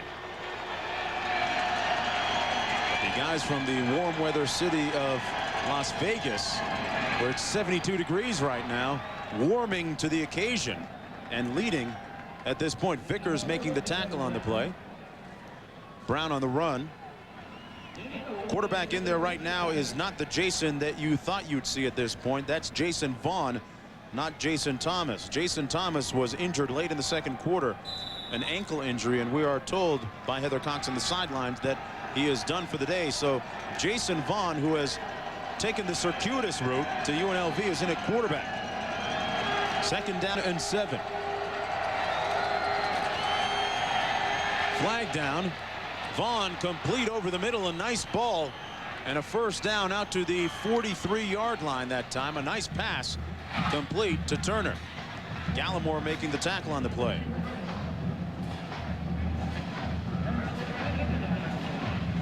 And Mark, with Vaughn in the game, let's get a call from the official. Illegal shift by UNLV, so that play will come back. With Jason Vaughn in the game, they'll lose a little bit of the footwork and the mobility of a Jason Thomas, but I think we see right there that he's big. He's 6'4", 210 pounds. He's got a big-time arm too, so I don't think they're going to lose much in the throwing of the ball category, but they're going to lose the escapability and the ability of Jason Thomas to break a tackle and make a play all by himself. He did lead them, Gino, to their only touchdown, actually their last touchdown. I said that he had taken the roundabout route to where he is. He started off at the University of Mississippi, Ole Miss, then went to Valdosta State, transferring, then to Middle Georgia, a junior college in Cochran, Georgia, where he had a lot of success. And now here's second down and 12. Complete again. Out to the 32-yard line. Crowell making the tackle on the play. Johnny Manley making the catch. And Crowell, the outside linebacker, has been all over the place for the Colorado State defense. He's averaging over 13 yards a tackle. Here's where he comes from. He's on the left side of the screen. There you see Vaughn. It makes a flat completion, and Crowell comes all the way from the other side of the field and makes the tackle. 6'3" senior. So many times you see seniors play with that urgency. 3rd and 1, backs out of the eye. Rams with 9 men in the box and flags down. There's going to be a false start on the offensive line by UNLV, Mark.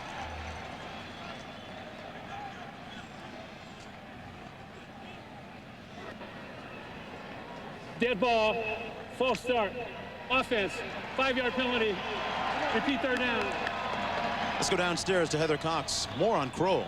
Well, last season, Rick Crowell thought he was playing in his senior year for the Rams, but 4 games in, he suffered a severe shoulder injury that would end his season and supposedly his college career. But after nearly a year on the sideline, devoted to recovering from a shoulder surgery and petitioning the NCAA for another year of eligibility, he has returned for his last season and has made a major impact on the defense. In fact, Larry Kerr said that they changed the defensive schemes when Crowell's in the ballgame. That's the impact he has on the Rams. All right, Heather, let's watch him here on 3rd and 6. Comes on a blitz, and they get to the quarterback at the 18-yard line. The charge led by number 77 on defense for the Rams, and they cause a 4th down and long. And David Vickers making a play along with Gallimore. And this is what you lose when you put your backup quarterback in the game. There's a mental checklist every play that you have to go through. You have to check the 25-second clock, check the defense, make sure they're not going to blitz. It was just something that Vaughn didn't see the blitz, and they come up with the sack. Tough spot to be in, just coming in. That was just his 2nd series, Gino. 4th down, 14 to go. They punt. Chitani. Heavy pressure, got it off. Out of bounds at about the 48-yard line. Not one of his better efforts on the day for the 4th leading punter in the nation a year ago. That one traveling just 33 yards. So the Rams will be working with a shorter field when we come back to Hughes Stadium with 7 minutes to play in the third quarter. It wasn't to be for Jason Thomas, but his team still leads when we come back.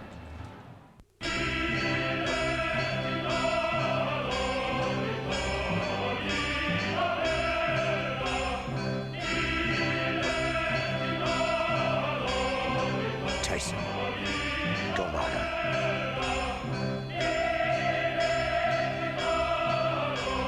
Somebody's going down. Friday, October 20th, live on pay-per-view.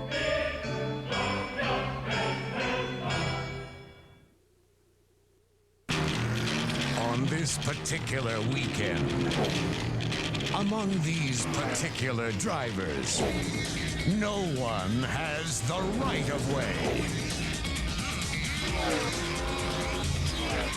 NASCAR weekend returns to Phoenix International Raceway, November 2nd through the 5th. The Checker Auto Parts Duralube 500. For tickets, call 602-252-2227.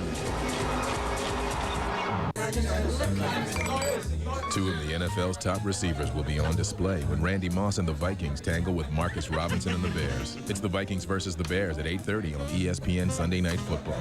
It's football after dark. A great tradition continues on ESPN2. Friday Night Fights. This week's main event, Angel Vasquez takes on Victor Polo in a 12-round featherweight battle. Friday Night Fights. Friday at 9 on ESPN2. You know, Gino, I heard the Air Force was downsizing, but that's ridiculous. Oh, man. Meanwhile, Jason Thomas back on the sidelines, out now with that ankle injury, was 1 of 3 passing on the day and 13 yards rushing, never really got untracked. But his understudy has vaulted them into the lead here in the third quarter with 7 minutes to play. On the waggle, Newton, complete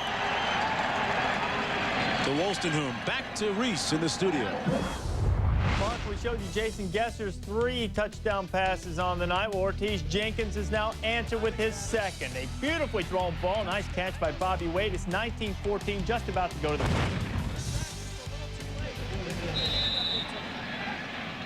Back here, 13-10, second down and 2.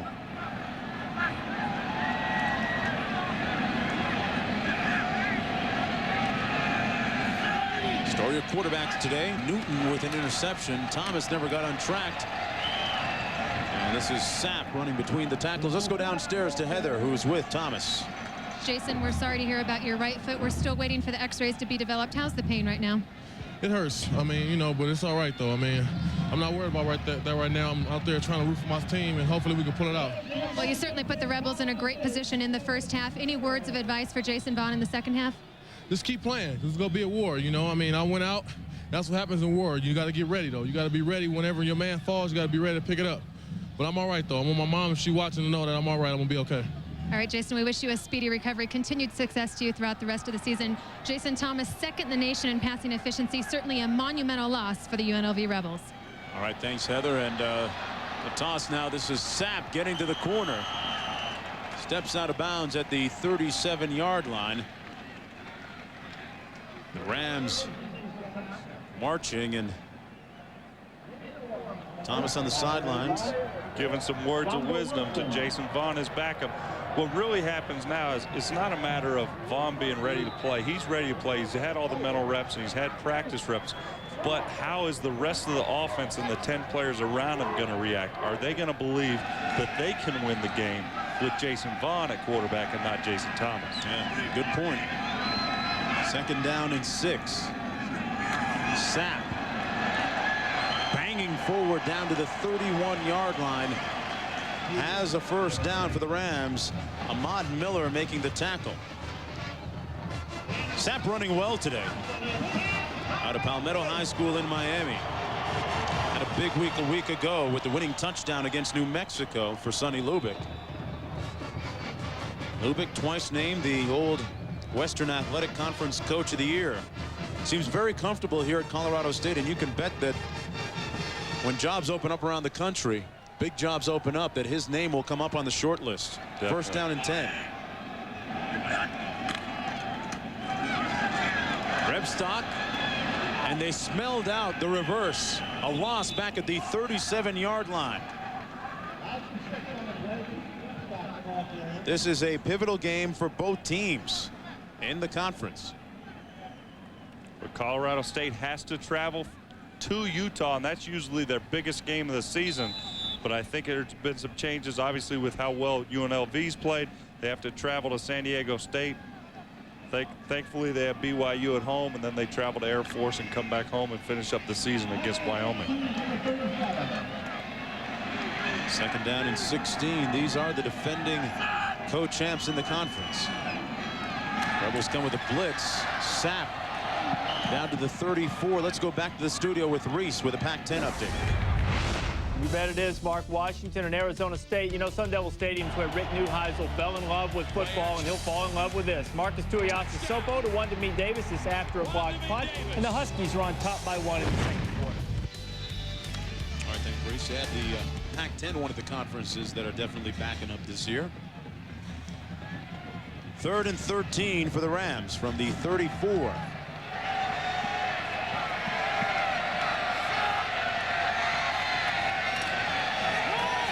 Sapp on the draw, nothing doing. Good pursuit led by Wilson. The JC transfer makes the tackle, and that draws a smattering of boos from the fans. Shonga Wilson, the weak side linebacker, does a great job of sniffing out the draw, and there you see that's a good open field tackle of not letting Sapp away. Shonga Wilson has really been a surprise to the defensive staff here. He was a strong safety in junior college. They didn't think he was physical enough to play weak side linebacker, but he's really responded well on game time. Yeah, did on that play especially. 4th and 14. Mason back to get this punt. Huber punting from the 45. Aims for the Coffin corner.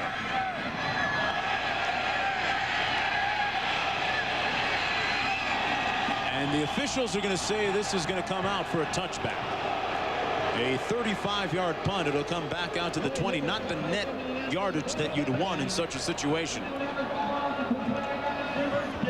In college, all the ball has to do is cross the plane of the goal line and becomes a touchback. There you see it crosses the plane. Ball comes out to the 20. That's where UNLV is going to start their next drive.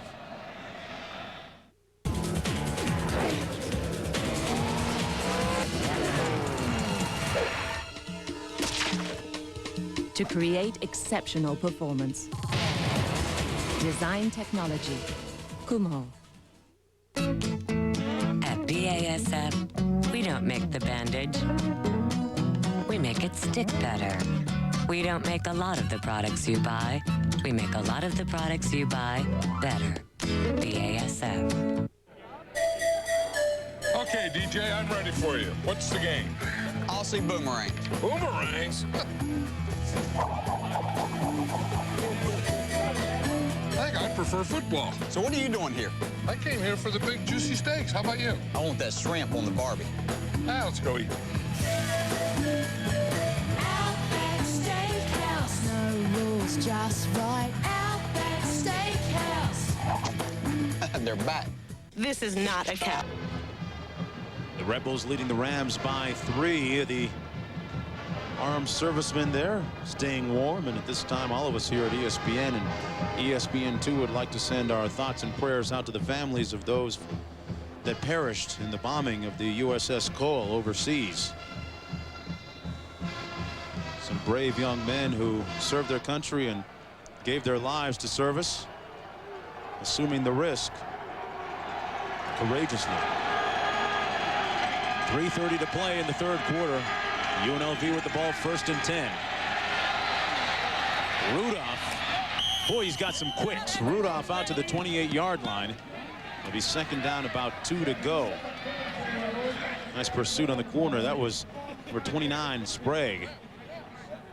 Came up from his strong safety spot. He's been, slowed by a sprained groin. Didn't practice on Wednesday or Thursday.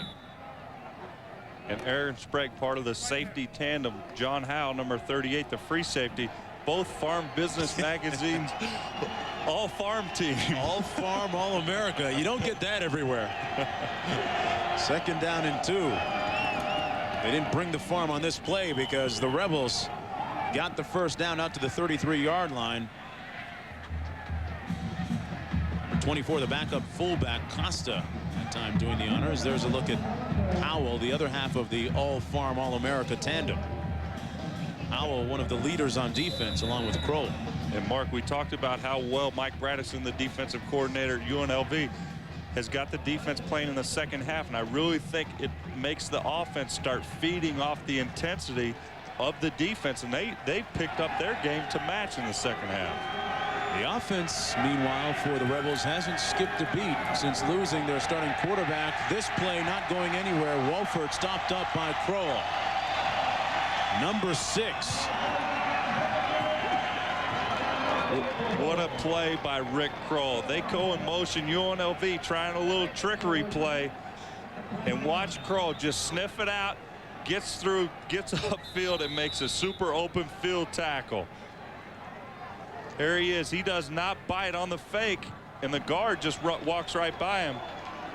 I think Kroll's a guy you want to account for on your offensive front. You want to make sure he's blocked every single play. Second down and 14. Vaughn into traffic, incomplete. It was tipped, but number 44 held. And Vickers was also in the neighborhood. It'll be third down and 14. That one intended for Turner. Mark, we'll have to see how the Colorado State defense responds. They were really the reason that the Rams were able to win the last game against New Mexico State. They had some big-time games. David Vickers, who just tipped that ball last week, 10 tackles, 2.5 sacks, a forced fumble, recovered the fumble, a pass deflection, and 1 tackle for a loss. So he's coming off a big day. Is that all? That's all he did that game. Third and 14. They run it. Rudolph keeps those legs turning, and he's out to the 40-yard line, about 3 yards short of the first down. On a passing situation, they run it, end up short of the first down. It'll be 4th, and they'll punt. So the defense holding that time for the Rams. Larry Kerr there, happy about that situation. This would be a good time for Chitani to get off one of his booming kicks. Averaging 41.6 per punt coming into this game. This one end over end. Rebstock at the 28. Flag down. Rebstock down to the 37. A 10-yard return after that 32-yard punt. Hey, Sunday Night Football, folks, got a good one for you. A matchup of the quarterback class of '99, Dante Culpepper, and the #1 offense of Minnesota, heading into the Windy Citadel to battle Kate McNown and the Chicago Bears. And it all starts 7:30 with Primetime, ESPN and ABC, your exclusive home of primetime NFL football. Monday Night Football this week. It's Jacksonville against Tennessee, and Mark Brunell, he is getting sacked at a record pace, Gino. I know as a quarterback, you're a little sensitive about that, you know. I don't like seeing quarterbacks get hit. Brunell's already been sacked 27 times on the season. 1:30 to play here in the third period. The Rebel defense on the field, and as we have said, they have not given up a point in the second half in 4 consecutive games. Holding true to form so far here in the third quarter.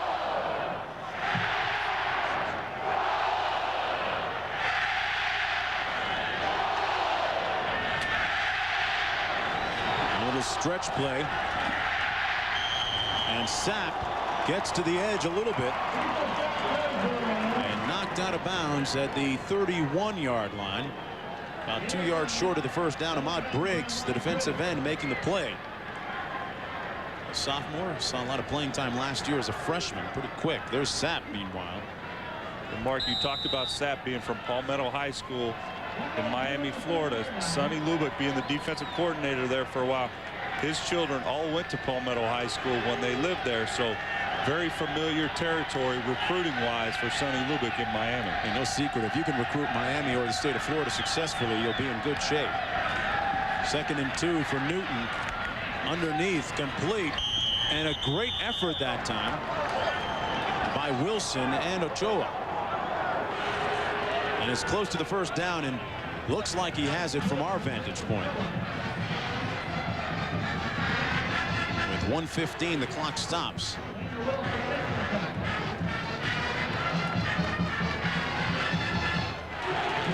They move the chains. 1:15 to play in the third quarter.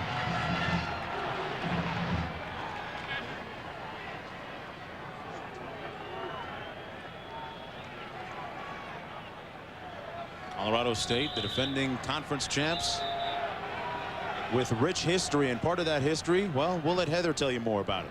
By now, you may be wondering why the letters FUM are emblazoned here on the grass at Hughes Stadium. It's actually in tribute to Thurman McGraw, more affectionately known as FUM, who passed away in September at the age of 73. Now, Colorado State's football tradition can be traced back to Thurman McGraw, who in 1948 became Colorado State's first ever All-American. He then dedicated 5 decades of his life to the program. You can see his memory everywhere. It's on their shoulder pads, on the helmet. His jersey is actually hanging in the locker room. And he, according to this program, is really the reason for the success here at Colorado State. Back to you guys in the booth. That success still growing, too. Thanks a lot, Heather, and come on down from that hill. You got a great view from there. First down and 10. Rebstock at the 32, pushed out of bounds at the 35. Ryan Claridge making the tackle. You would think that Rebstock is just, and the coach is down in the sidelines. Coach Rob taking a hit for the team. Having to adjust his headset a little bit. There you see.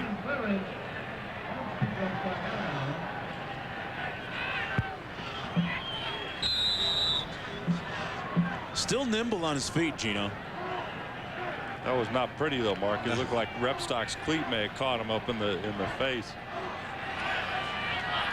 He'll bounce back though. Rub a little dirt on him, Coach. How many times has he told other people? Robinson, something special happening in the desert, and this is a nice run up the middle by Sapp. About 2 yards short of the first down marker. John Robinson continues to march on to the beat in coaching. He did catch a cleat right in the chin. But you know, did you see how he kept the people away from his feet like a good linebacker? Look at him, adjust his headset. He's back smiling and ready to coach some more. Coach with good technique, Gino. He's saying to his players, anybody laughing right now is running extra on Monday. Oh, you remember? Third down and 2. Newton wide open at midfield. Complete to Kapari for the first down at the 46-yard line. Sharif Hamilton finally wrapped him up, but not before Joey Kapari, the 6'1", 175-pound sophomore, makes a nice grab. See, Kapari just runs a simple 10-yard out, and Newton really doing a good job this half of spreading the ball around. He's found his tight end Ochoa, Rebstock, Kapari doing a good job of spreading the ball around and completing to a few different of his wide receivers. Newton hands it off to Sapp. Sapp brought down right near the line of scrimmage at the 44-yard line. You know, you mentioned Kapari. He's one of several receivers filling in for Dallas Davis, one of the team's best receivers, who will not play today. And they're looking at a situation now where Dallas Davis, number 27 for the Rams, will be redshirting this year, will not play. He has an extra year of eligibility remaining. And that is the end of the third quarter of play under the lights at Hughes Stadium in Fort Collins, Colorado. The home team trailing 13-10. The UNLV Rebel defense getting it done. We'll be right back. ESPN's 2-Minute Drill, Mondays and Thursdays at 7, hosted by Kenny Mayne. Carrier's exclusive comfort heat technology can keep your entire home consistently comfortable for about the same electricity a 100-watt bulb uses. Carrier, custom-made indoor weather. Hey, Mr. Toolbelt, why don't you change your oil every 3,000 miles? And remember, women know when you lie. Look, missing an oil change is like giving a woman a vacuum cleaner for her birthday. You know better. Come on, consider the risk. This is reformulated Quaker State. Protection beyond 3,000 miles under any driving conditions. Can you say insurance? because I could say I told you so. Reformulated Quaker State. It's been tested. It works. What more do you need to know? All right. Who can solve this? Mr. Montez.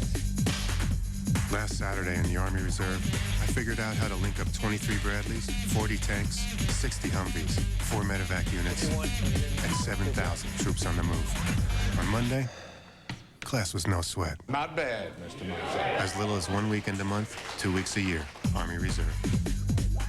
My name is Master Chief Billy Sunday, and I am God.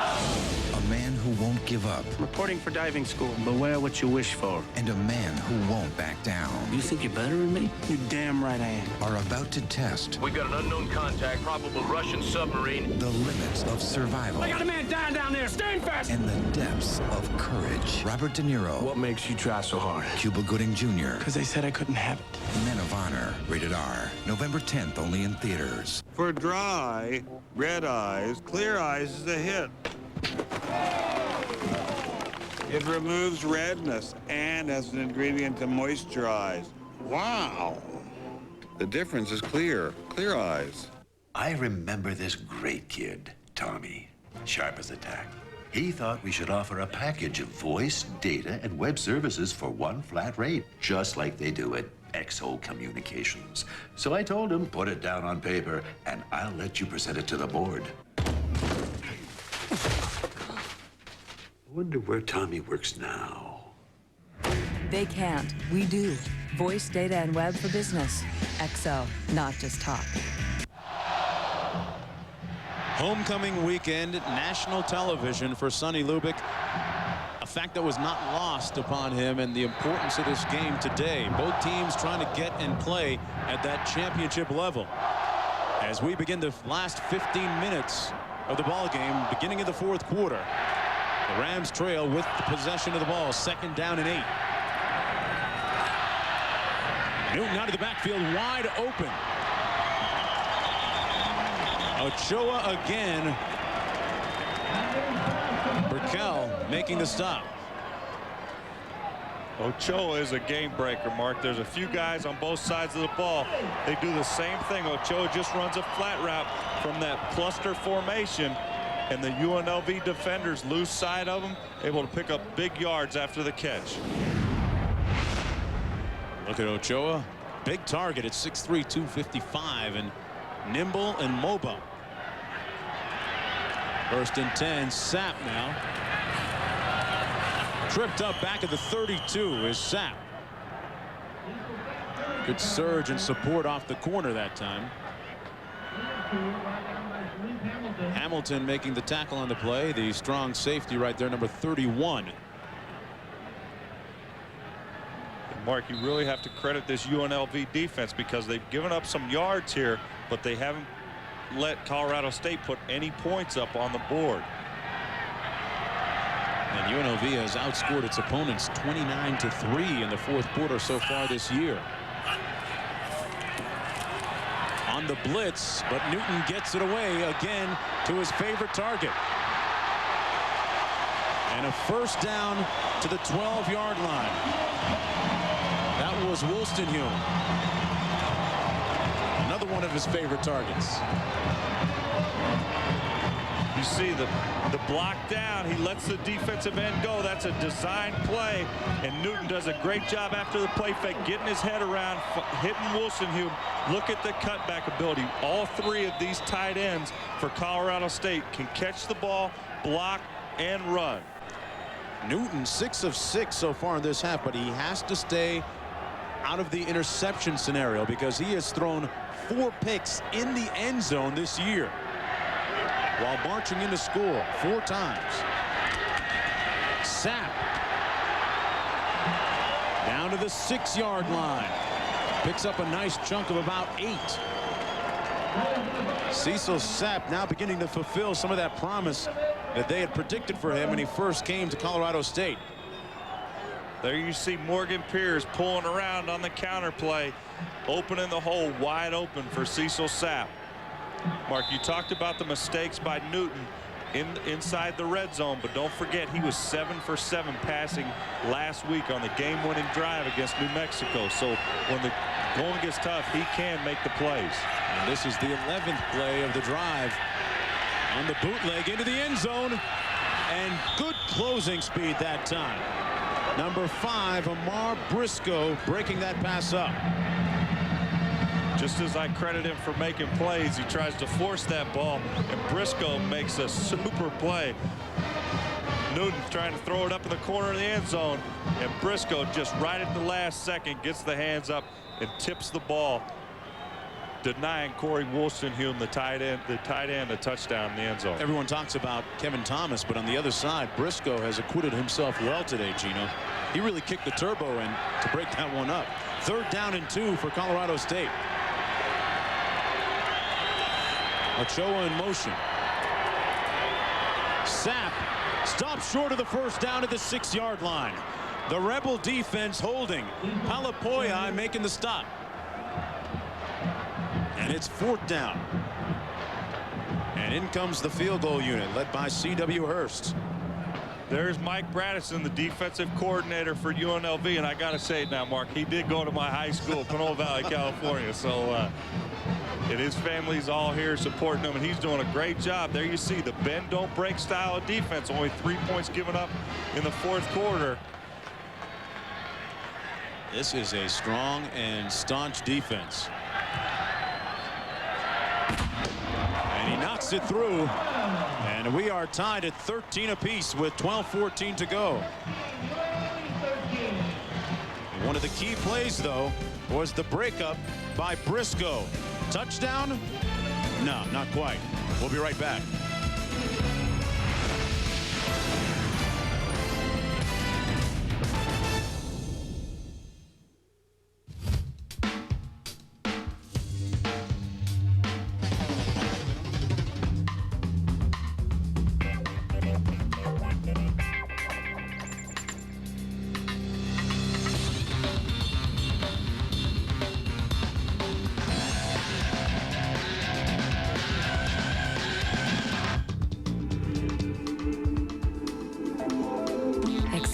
Senses. JVC. Who's your friend, Mark? He's a venture capitalist. Oh, you still trying to trademark the .and .com? Okay, if I can get just a little investment from you, this is a go. I'll take that as a yes. Mom, I gotta send an email here. I need an upgrade. You need a data port. That's yes. What's this look like, sweetie? A Holiday Inn? Data ports, meeting rooms, business services. Holiday Inn gives you more, and more is better.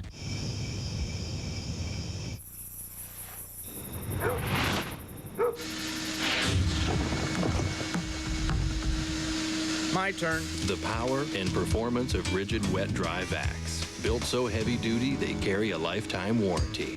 Like our 16-gallon vac that converts to a 210-mile-per-hour blower in seconds. And the Home Depot's got it for just $99 every day. Rigid. Buy it at the Home Depot. Announcing a breakthrough in pizza technology. A pizza inside a pizza. To demonstrate how much we can pack inside Pizza Hut's new Insider, we're going to take this elephant and pack him inside this phone booth.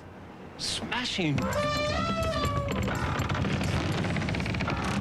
How do we get it all in? Well, we took one thin crust with 6 cheeses, sealed it with another crust and even more cheese. And that's the amazing new Insider Pizza, all for just $9.99. Get that, will you? The Insider Pizza from Pizza Hut, another one of the best pizzas under one roof. Tied at 13 with 12:14 to play in the 4th quarter. Tough to figure out why some of that traffic is trickling out of the stadium. Maybe to get some more ice or make a run to the store for some more refreshments, some soda. Maybe the Colorado State fans know how hard it is to score on the UNLV defense in the 4th quarter. A 22-yard field goal from Hurst, tying it up just a few moments ago.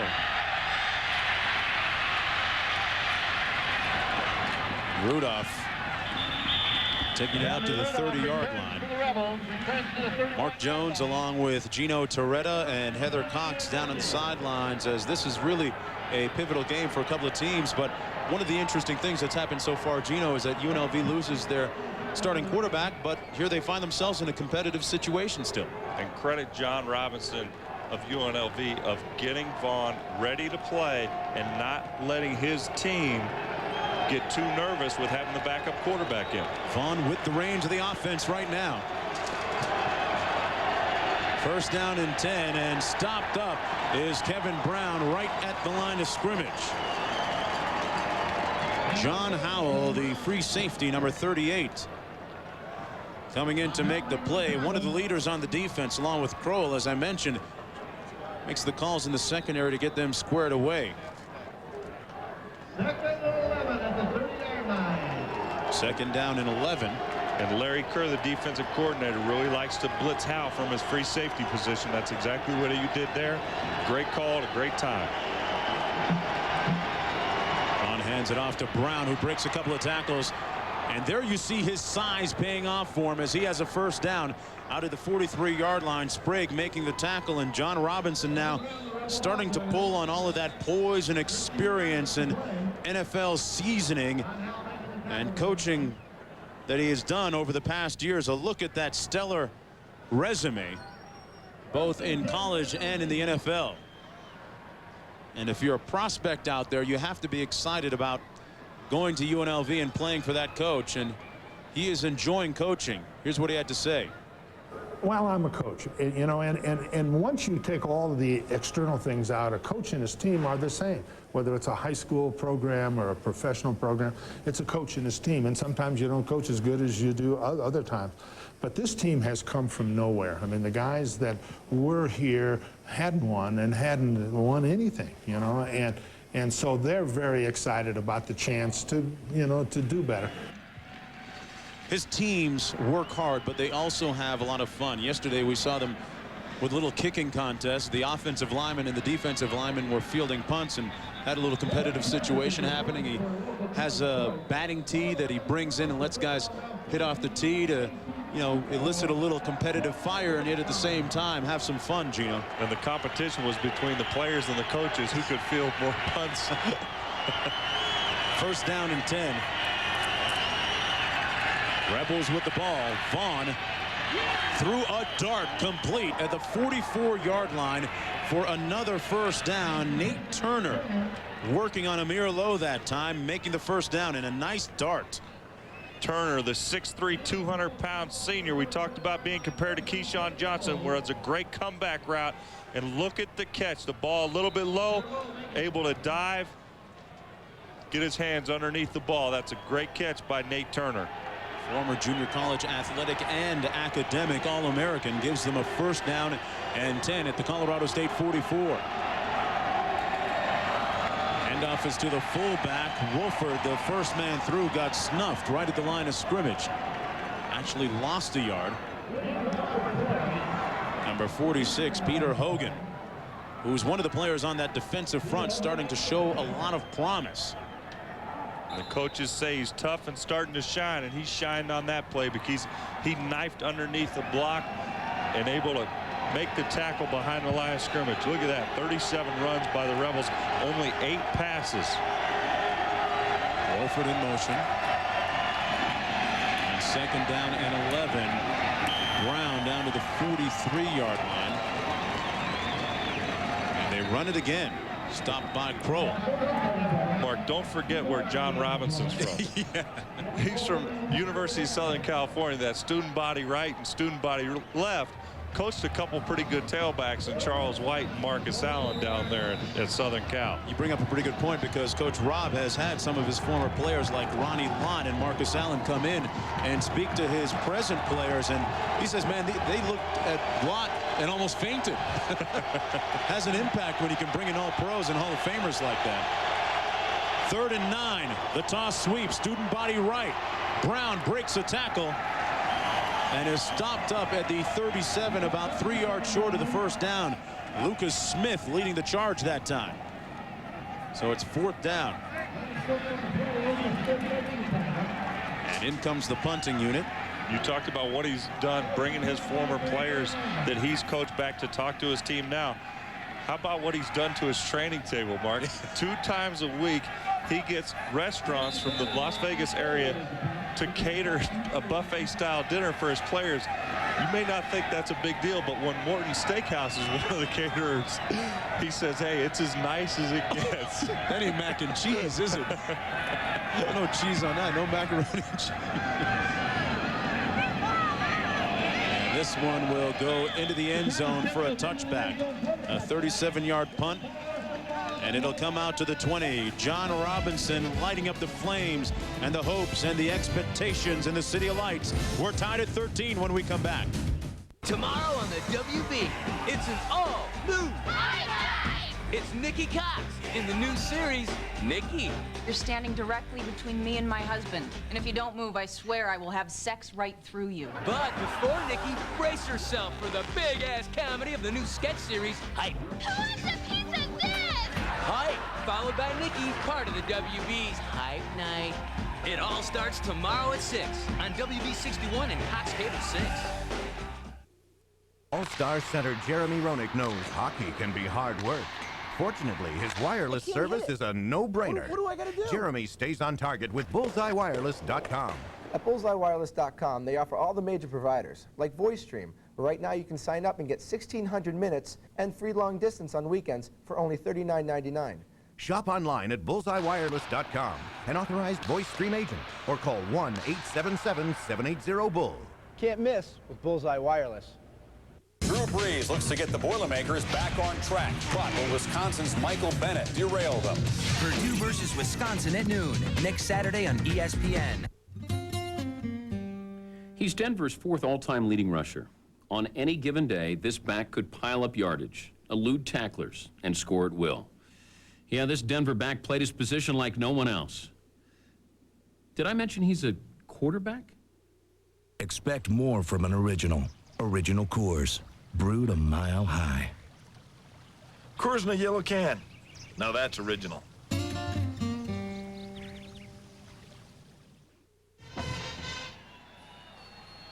Looks like Chewbacca there. I wonder, was he the class of what, Gino? 89, 90? Homecoming weekend here at Colorado State, Hughes Stadium. He might have played here before Phil McGraw. As the mercury begins to fall down in the field. First down and 10, 8:31 to play in the fourth quarter. Newton on the screen. That's the playmaker, number 25, Frank Rice. And Rice has a first down out to the 38-yard line.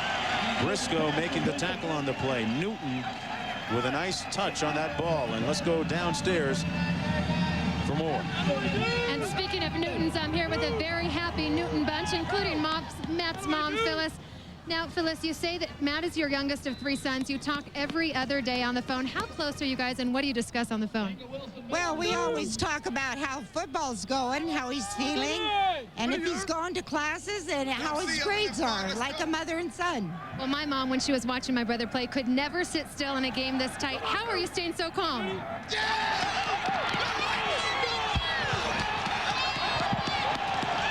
Because he just completed a pass that you saw.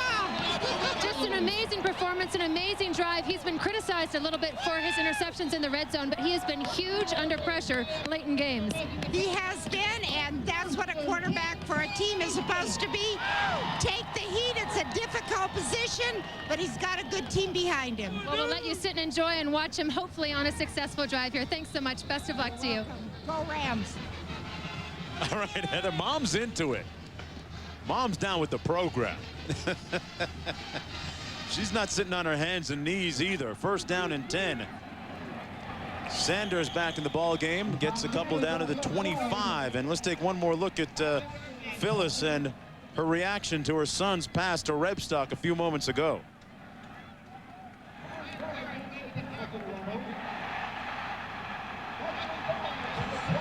She a little distracted, wasn't she? Oh, yeah.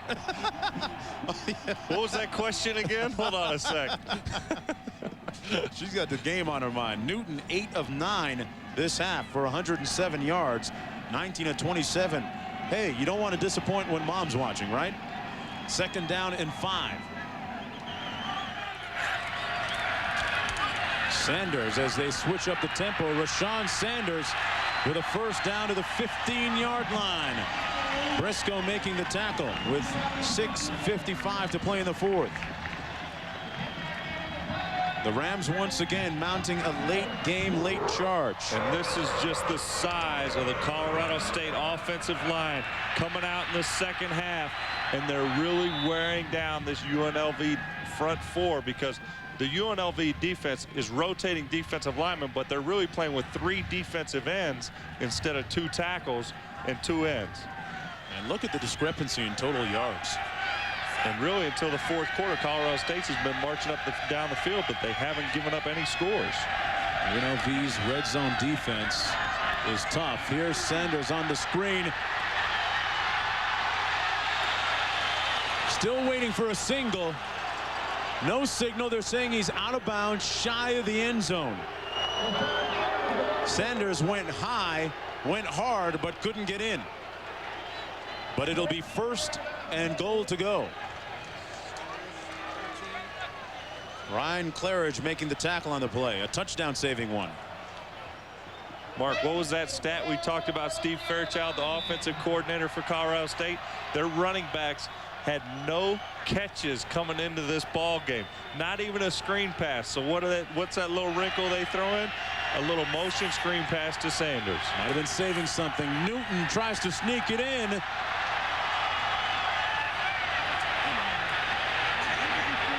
Still no signal for the touchdown. I don't think they're going to give it to him. The official from the near side is going to mark it about, well, 6 inches or so short of the end zone.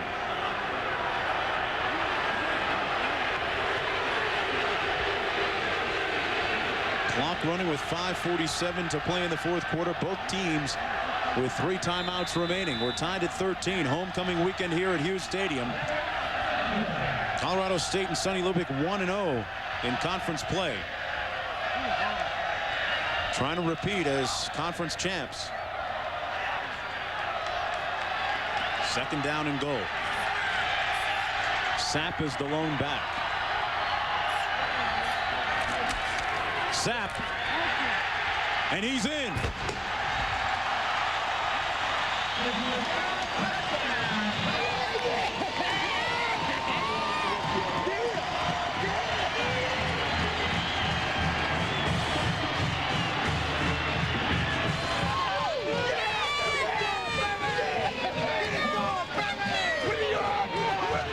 Watch the left side of the offensive line for Colorado State come off the ball. They stopped the penetration by the UNLV defense. Sapp last week had the game-winning touchdown against New Mexico. Could this be a repeat command performance by number 32, Cecil Sapp?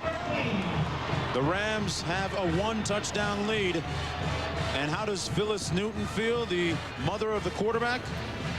Pretty good, you would think. There's your confirmation. 20-13 when we come back for the finish. The new economy won't be like the old new economy. The new economy will have no ideas. Ideas like profitability.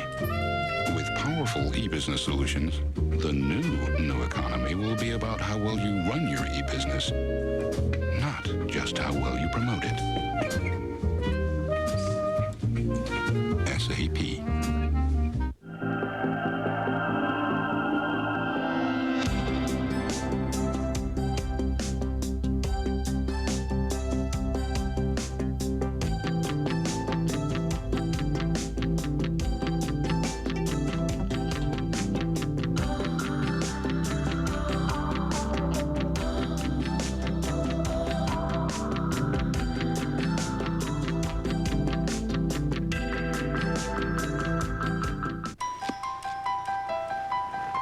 Inspector Shanahan knew he was close. 13 years in the game, battles in the corners, big game goals, raising 2 cups. He saw things so clearly now. He stuck to the clues and followed the tracks of the skate blades right to the scene. He pointed towards his suspect, for it was the goalie who did it all along. Blues Red Wings, Tuesday at 7:30 on ESPN2. Cecil Sapp doing the honors on the touchdown. 20-13, the Rams over the Rebels. Sapp with some big numbers. And don't forget, folks, the Talladega Superspeedway, the biggest, fastest, most competitive motorsports facility in the world. And it's the site of this year's ARCA Support Winn-Dixie 300. Sunday, October 15th, 5 p.m. Eastern, 2 Pacific. For more information, log on to ESPN.com. And the engine's certainly revving up right here. Building to a crescendo here on homecoming weekend. UNLV will start off on its own 20. Back to the studio and Reese Davis. What do you got, Reese? All right, Mark, Washington State and Arizona still shooting it out, and that Wildcat defense coming up with a play against Jason Gesser. Here comes the big rush. Joel Vet knocks it loose, and Alex Luna says, I'll take that, and takes it to the house. And the Cats are on top, 20-19, deep in the third. UNLV will have to march 80 yards to tie this up. They have a full complement of timeouts. Wolford in motion. Turner complete, gains about 8. It'll be second down, about 2 to go. This is exactly what the Colorado State coaching staff and Sonny Lubick wanted. The offense on the field in the second half, 13-minute differential. They're doing a super job, and that you have to credit the front 5, the offensive linemen for Colorado State, because their size is starting to become a factor, and they're really wearing down the front 4 of UNLV. Yeah, this looks like the breakthrough game they were looking for with respect to their consistency. Second down and 1 for the Rebels. Vaughn incomplete, would have been a first down. The tight end Manley Jajown dropping it, and that stops the clock with 4:24 to play in the fourth. I like to call it second and short. You feel you're gonna make the first down on 3rd and 1 anyway, so what do? You take a shot downfield. He hits his tight end. The tight end just can't come up with the catch. And they are 2 of 10 in 3rd down conversion situations so far. Thomas was 1 of 3. Vaughn is 4 of 7. Like I said, you're not going to lose with the throwing, but you're going to miss the running ability of Jason Thomas when Vaughn's in the ballgame. Backs out of the eye, and they get stuffed. Rudolph got stuffed as the Rams had what seemed to be about 12 guys in the box, Gino.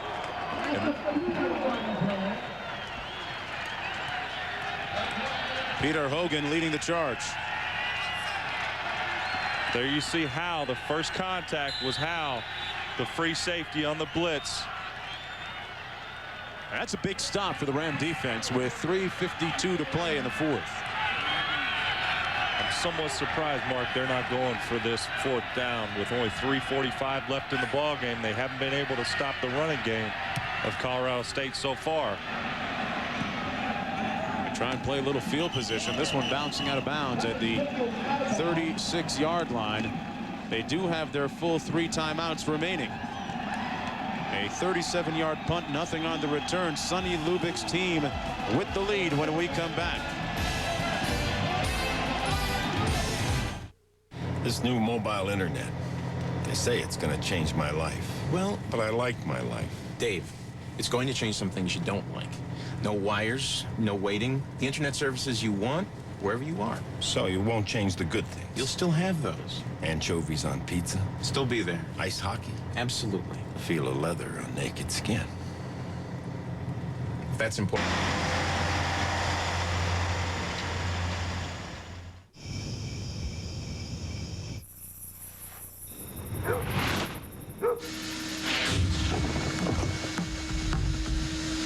My turn. The power and performance of rigid wet dry vacs. Built so heavy duty they carry a lifetime warranty. Like our 16-gallon vac that converts to a 210-mile-per-hour blower in seconds. And the Home Depot's got it for just $99 every day. Rigid. Buy it at the Home Depot.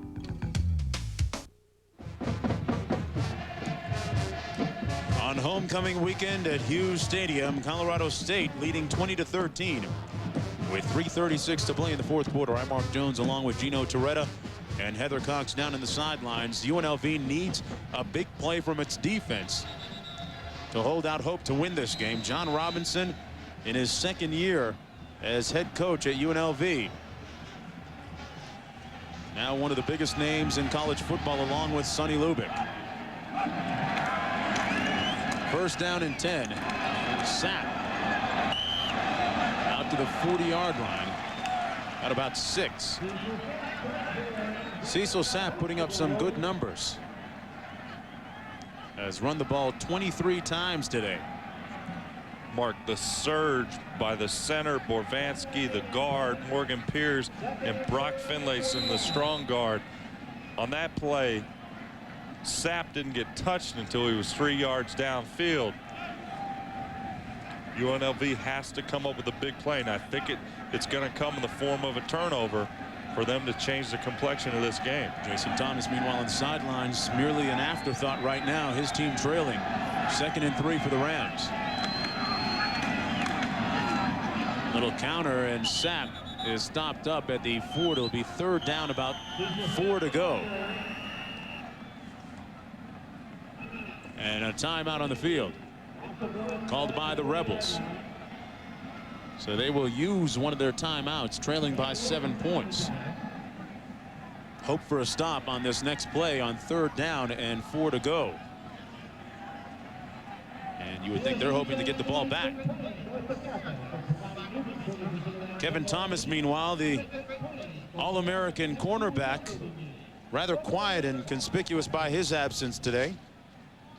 Don't forget, more college football action to tell you about next week on ESPN2. First at noon from Happy Valley, it's Illinois against Penn State. Then number 4 Clemson against North Carolina, followed by the 3rd one, Mississippi State against LSU. That's next Saturday on ESPN2. And downstairs to Heather. Guys, the mood down here on the UNLV bench is one of excitement. The UNLV defense said they kept it very simple before they took the field and said, we have to score. We have to win this game. So they are planning on taking over for UNLV's offense.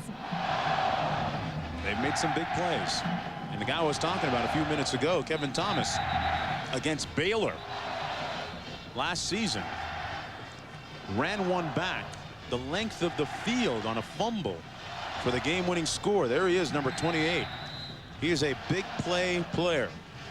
Well, Mark, what happens when you're a big play player, quarterbacks smarten up to you. You just don't throw at those big play players. So I think that's the reason why we haven't mentioned Thomas's name a lot today, because Colorado State has not thrown the ball his way. They run it again. The end around to Frank Rice, and it's snuffed out for a loss at the 34. So the defense for the Rebels respond, and they will get the ball back. The clock running with 2:29 to play. The defense said, hey, we're going to get it back. We're going to win this game. Well, they have put the ball in the offense's hands now. This is the 2nd time. There you see Adrian Watson up top of your screen. That's the 2nd time he did not bite on that reverse fake and make the play. And we have a player shaken up. It's Rice at the 35-yard line.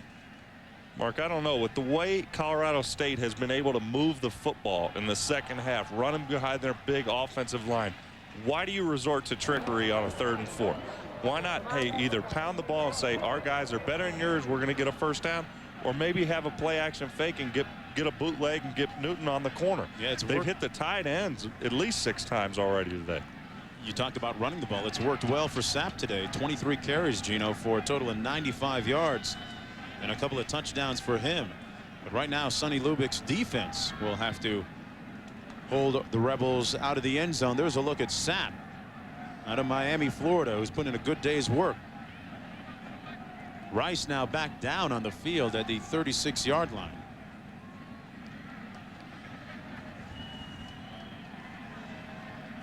Look at the timeout situation. UNLV has used 2 timeouts in the last minute. And we talked about Jason Vaughn having to come in for Jason Thomas. Well, I don't think Vaughn has had much practice thus far this season with the 2-minute drill, because you really can only get one quarterback prepared during the week for a 2-minute drill. But Vaughn's got to step up big and march his team down the field with only 1 timeout.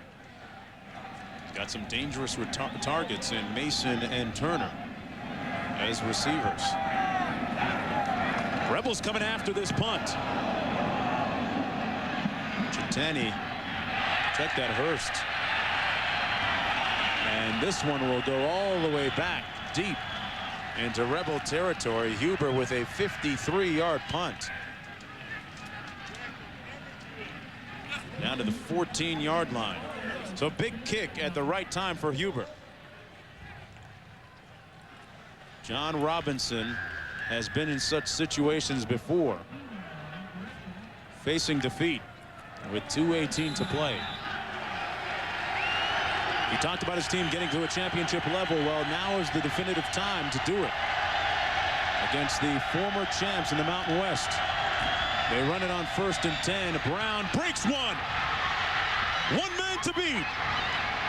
And Kevin Brown has a first down at the 40-yard line. Hold a minute. A touchdown saving tackle by free safety John Howell. John Robinson pressing the right buttons and pulling the right strings. A 46-yard pickup. That's a good counter play, but Wolford, there you see, that's the key block. The fullback comes through, able to get his hands on the cornerback and break the running back Brown free. And John Howell makes a touchdown saving tackle there.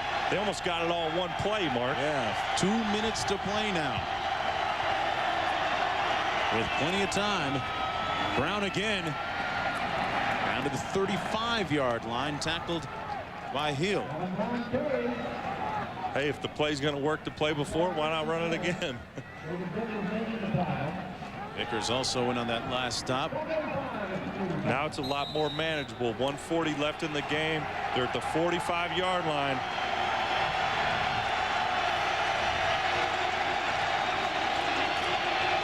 Vaughn, the flanker screen. Turner has the first down and got rocked to the 30-yard line. Stops the clock with 1:25 to go. Nate Turner with 5 touchdowns receiving already this year. The Mountain West's leading receiver. I'm sure both of these coaches are telling their kids, hey, keep your composure. Still a lot of time left in the ball game. Obviously, Sonny Lubick wants his defense to step up with a big stop, and JR wants to get his offense and his inexperienced quarterback, Jason Vaughn, get him in the end zone. Inexperienced, but he has the Rebels believing that they can win against anybody, anywhere, anytime. Wolford in motion. Play fake. The screen. Wolford brought down at the 29-yard line by Wallace Thomas. And Gino, as you guessed, this is uncharted territory for Jason Vaughn. I just talked to Jason Thomas, and he said he takes all the snaps in the 2-minute drill. Jason Vaughn very rarely gets the opportunity to practice under the gun in situations like this. He said he'll try to look to pass, but he'll probably run more than pass on this series. So far, he has checked down nicely. Although that last one looked like a design play. The man under the hood there is Jason Thomas, who started this game at quarterback. UNLV using its last time out. They are now done. Mark, to be honest, the timeout factor, I don't think it's that big of a factor, because in college football, as soon as you get a first down, the clock is going to stop. So it affords the offense the ability to get to the line of scrimmage and get a play called. The bad thing is, just as Heather said, Vaughn hasn't had the experience. So what happens is, what a quarterback has to do, he has to put plays together in his mind. All right, what am I going to call in this situation? If we get 8 yards on first down, what am I calling on 2nd and 2 if the clock's running? These are the kind of decisions he hasn't had a lot of work making during the practice time. Will come in the second half here and played well in relief of Jason Thomas. And he led them to 3 wins last year, so they're only 3 wins. Second down and 10 to go. Vaughn complete. Out of bounds at the 27-yard line is Brown again. It'll be 3rd down and about 6 or 7 to go. The tackle made by Groh.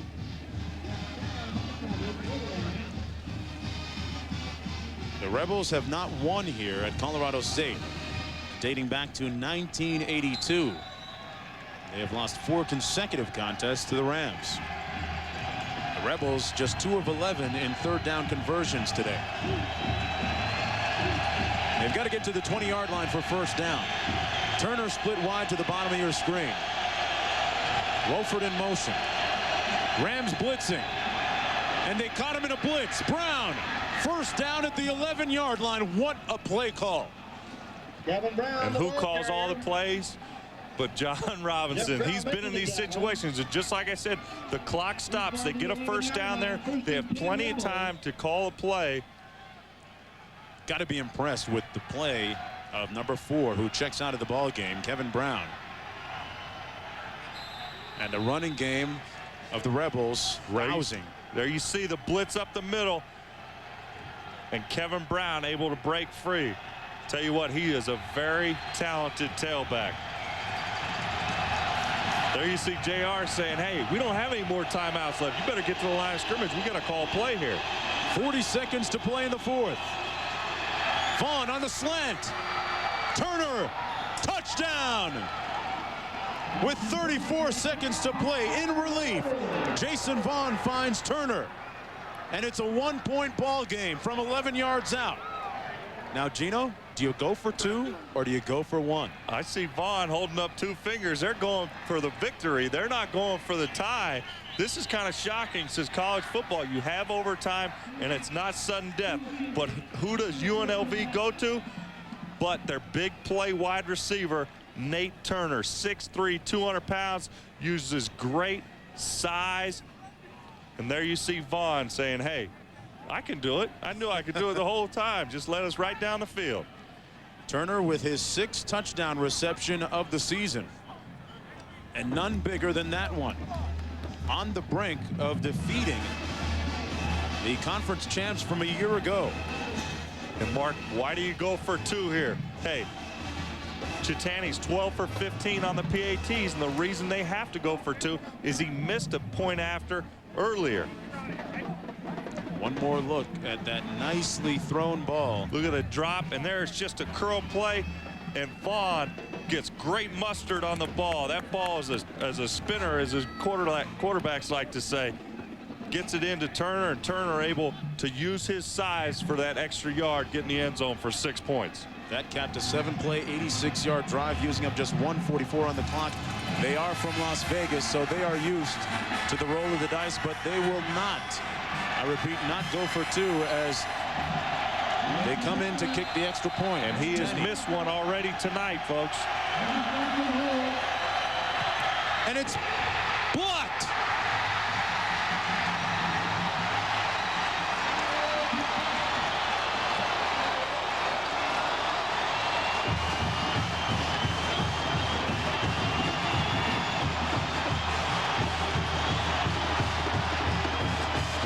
Nelson, one of the guys in there who got a hand up.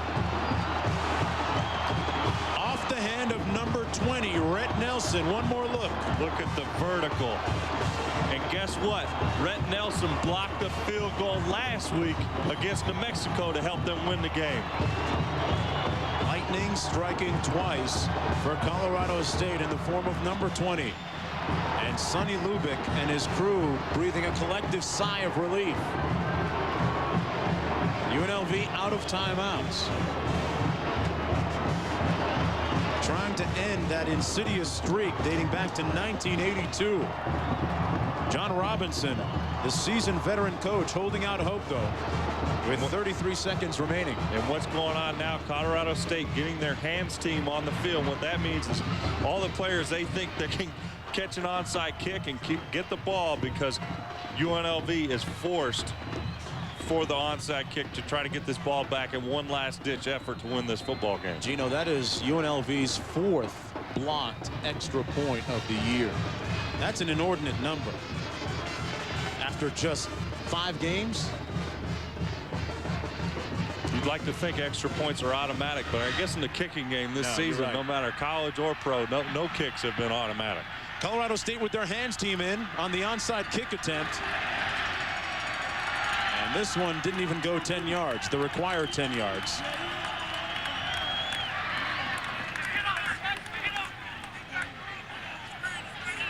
A blocked extra point by Nelson, accounting for the slim 1-point margin for the Rams.